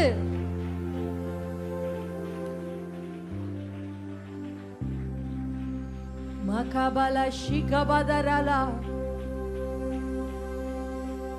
ஒரே பிரச்சனைய வித்தியாசமாய் பார்த்தவர்கள் வேதத்தில் உண்டு. கோலியாத்தை பார்த்து பின்னாடி திரும்பி போனவங்க சிங்கங்கள் அல்ல, சின்ன பிள்ளைதான். அவன் சரீரம் சிங்கத்துக்கு ஒப்பான சரீரம் அல்ல, அவன் சிந்தை சிங்கத்தின் சந்தை.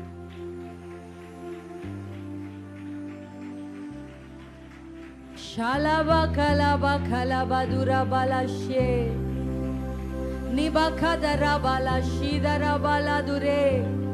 மனுஷன் பார்க்கும்போது பவுலும் சீலாவும் அடிபட்ட ஆட்டுக்குட்டி மாதிரி இருந்தாங்க.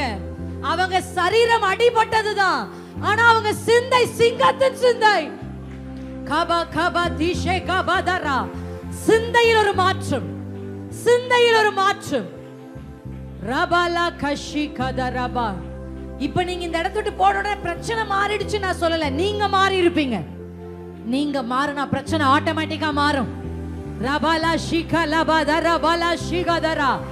நீங்க திரும்பி போகும்போது செங்கடல் அந்த இடத்துல இருக்கு, நீங்க திரும்பி போகும்போது மலை அந்த இடத்துல இருக்கு.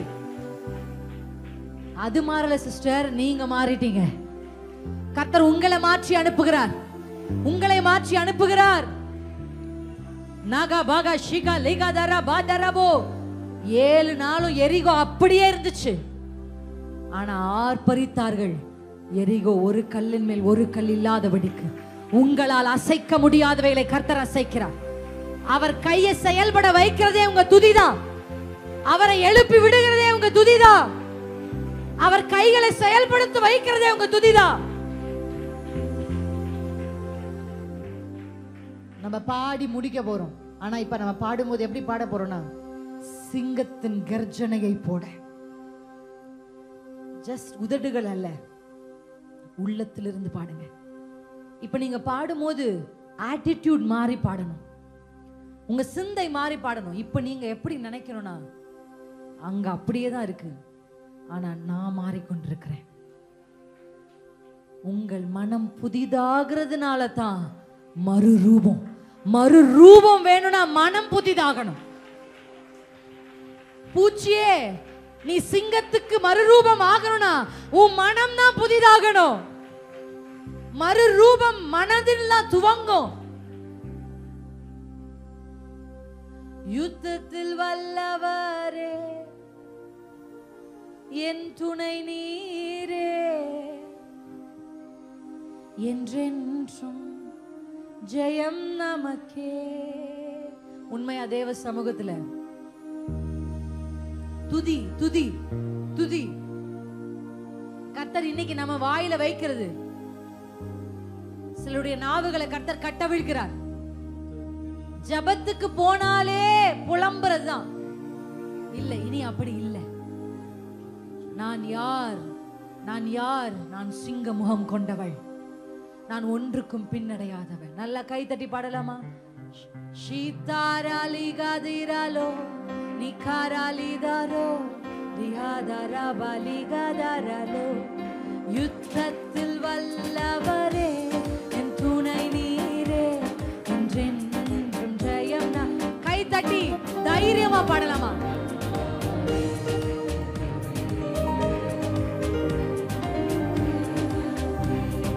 யுத்தத்தில் வல்லவரே என் துணை நீரே, என்றென்றும் ஜெயம் நமக்கே. சேனைகளின் கர்த்தரே செயல்படுவீரே, என்றென்றும் ஜெயம் நமக்கே. கர்த்தரை உயர்த்த போறோம். யுத்தம் கை மாறிக் கொண்டிருக்கிறது,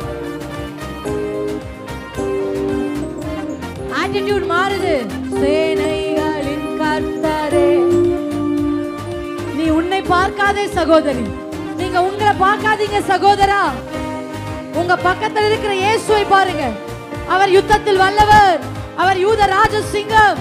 He is the Lion of Judah. Shakadikadiro dikatiraro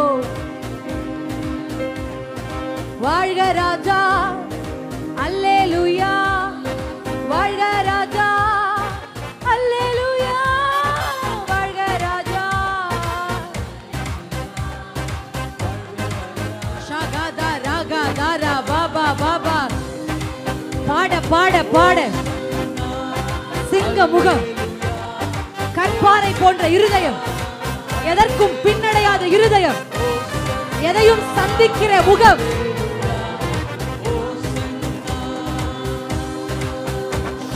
Madurai ஆவியானவர் நினைப்பூட்டுகிறார்.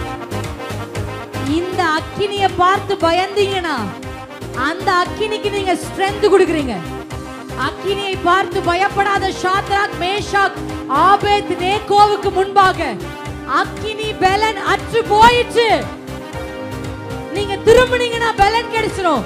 நீங்க பார்த்தா அது பலனற்று போயிடும். பாருங்க, உங்க பிரச்சனையை தைரியமா பாருங்க. அந்த மலையை பார்த்து பேசுங்க, அந்த கோலியாத்தை பார்த்து பேசுங்க. ஷகதாரி பதரபோ. வந்து தூக்கி போட்டவர்கள் எரிந்து போனார்கள். பயப்படாதீங்க. இந்த அக்கினி உங்களை அழிப்பதற்கு அல்ல, இந்த அக்கினி உங்களை நிரூபிப்பதற்கு.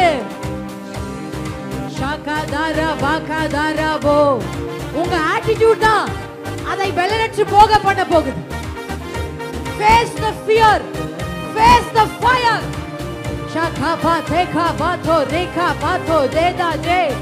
ஜெயமா சந்திங்க சந்திங்க. பயம் இல்ல பயம் இல்ல. பாடலாமா? பயம் இல்ல பயம் இல்ல. அக்கினியை கண்டு நான் பயப்படுது. பயம் இல்லையே பயம் இல்லையே, நம் சார்பு கர்த்தருண்டு. பயம் இல்லையே பயம் இல்லையே பயம் இல்லையே, எனக்காக யுத்தம் செய்வார். பாடலாமா? பயம் இல்ல பயம் இல்லையே பயம் இல்லையே, நம் சார்பு கர்த்தருண்டு. பயம் இல்லையே பயம் இல்லையே பயம் இல்லையே, எனக்காக யுத்தம் செய்வார். பயம் இல்லையே. பாடலாமா? பயம் பாடுங்க பாடுங்க. நான் பயப்படுவதில்லை. அக்கினியே, நான் உன்னை பார்த்து பயப்படுறது இல்ல. அக்கினியை பார்த்து பயப்படாதவர்களுக்கு முன்பாக அக்கினி பலன் அற்று போகும். அக்கினிக்கு முன்பாக அக்கினிக்குள்ளாகவே விடுதலையா இருப்பீங்க. பயம் இல்லையே, நம் சார்பு கர்த்தருக்கு. பயம் இல்லையே. ஷிகாதாரா ரிகாதாரா ரிகாதாரோ, ஷிகாதார ரிபாதார ரிகாதாரோ. Yes.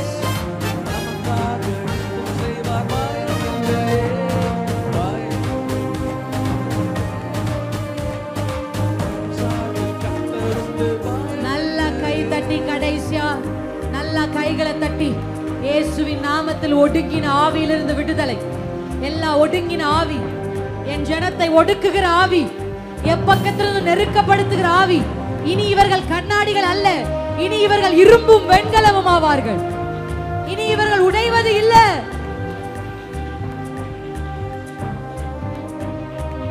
இந்த பாறை மேல் மோதுகிறவன் நொறுங்கி போவான். நல்ல கை தட்டுங்க. பாறையாக்குகிறார் கர்த்தர், வெண்கலமாக்குகிறார் கர்த்தர், இரும்பாக்குகிறார் கர்த்தர். உங்கள் மேல் மோதுகிறவன் நொறுங்கி போவான். உங்களுக்கு ஒரு சேதமும் வராது, உங்களுக்கு ஒரு சேதமும் வராது. இந்த அக்கினி உங்களை சேதப்படுத்தாது, இந்த செங்கடல் உங்களை மூழ்கடிக்காது. இந்த கோலியாத்துக்கு முன்பாக நீங்கள் தோற்று போவது இல்லை. இது உங்களை நிரூபிக்க கர்த்தரால் அனுபவிக்கப்பட்டது. நல்ல ரெண்டு கையை வானத்துக்கு நேரா உயர்த்தி, யுத்தத்தில் வல்லவரே என் துணை நீரே, என்றென்றும் ஜெயம் என. ஜெயம் பெற்றதை போல கை கடைசியா தட்டுவோமா? ஜெயிச்சிட்டோம், நம்ம ஜெயிச்சிட்டோம். ஆவி மண்டலத்தில் அதை ஜெயிச்சிட்டோம்.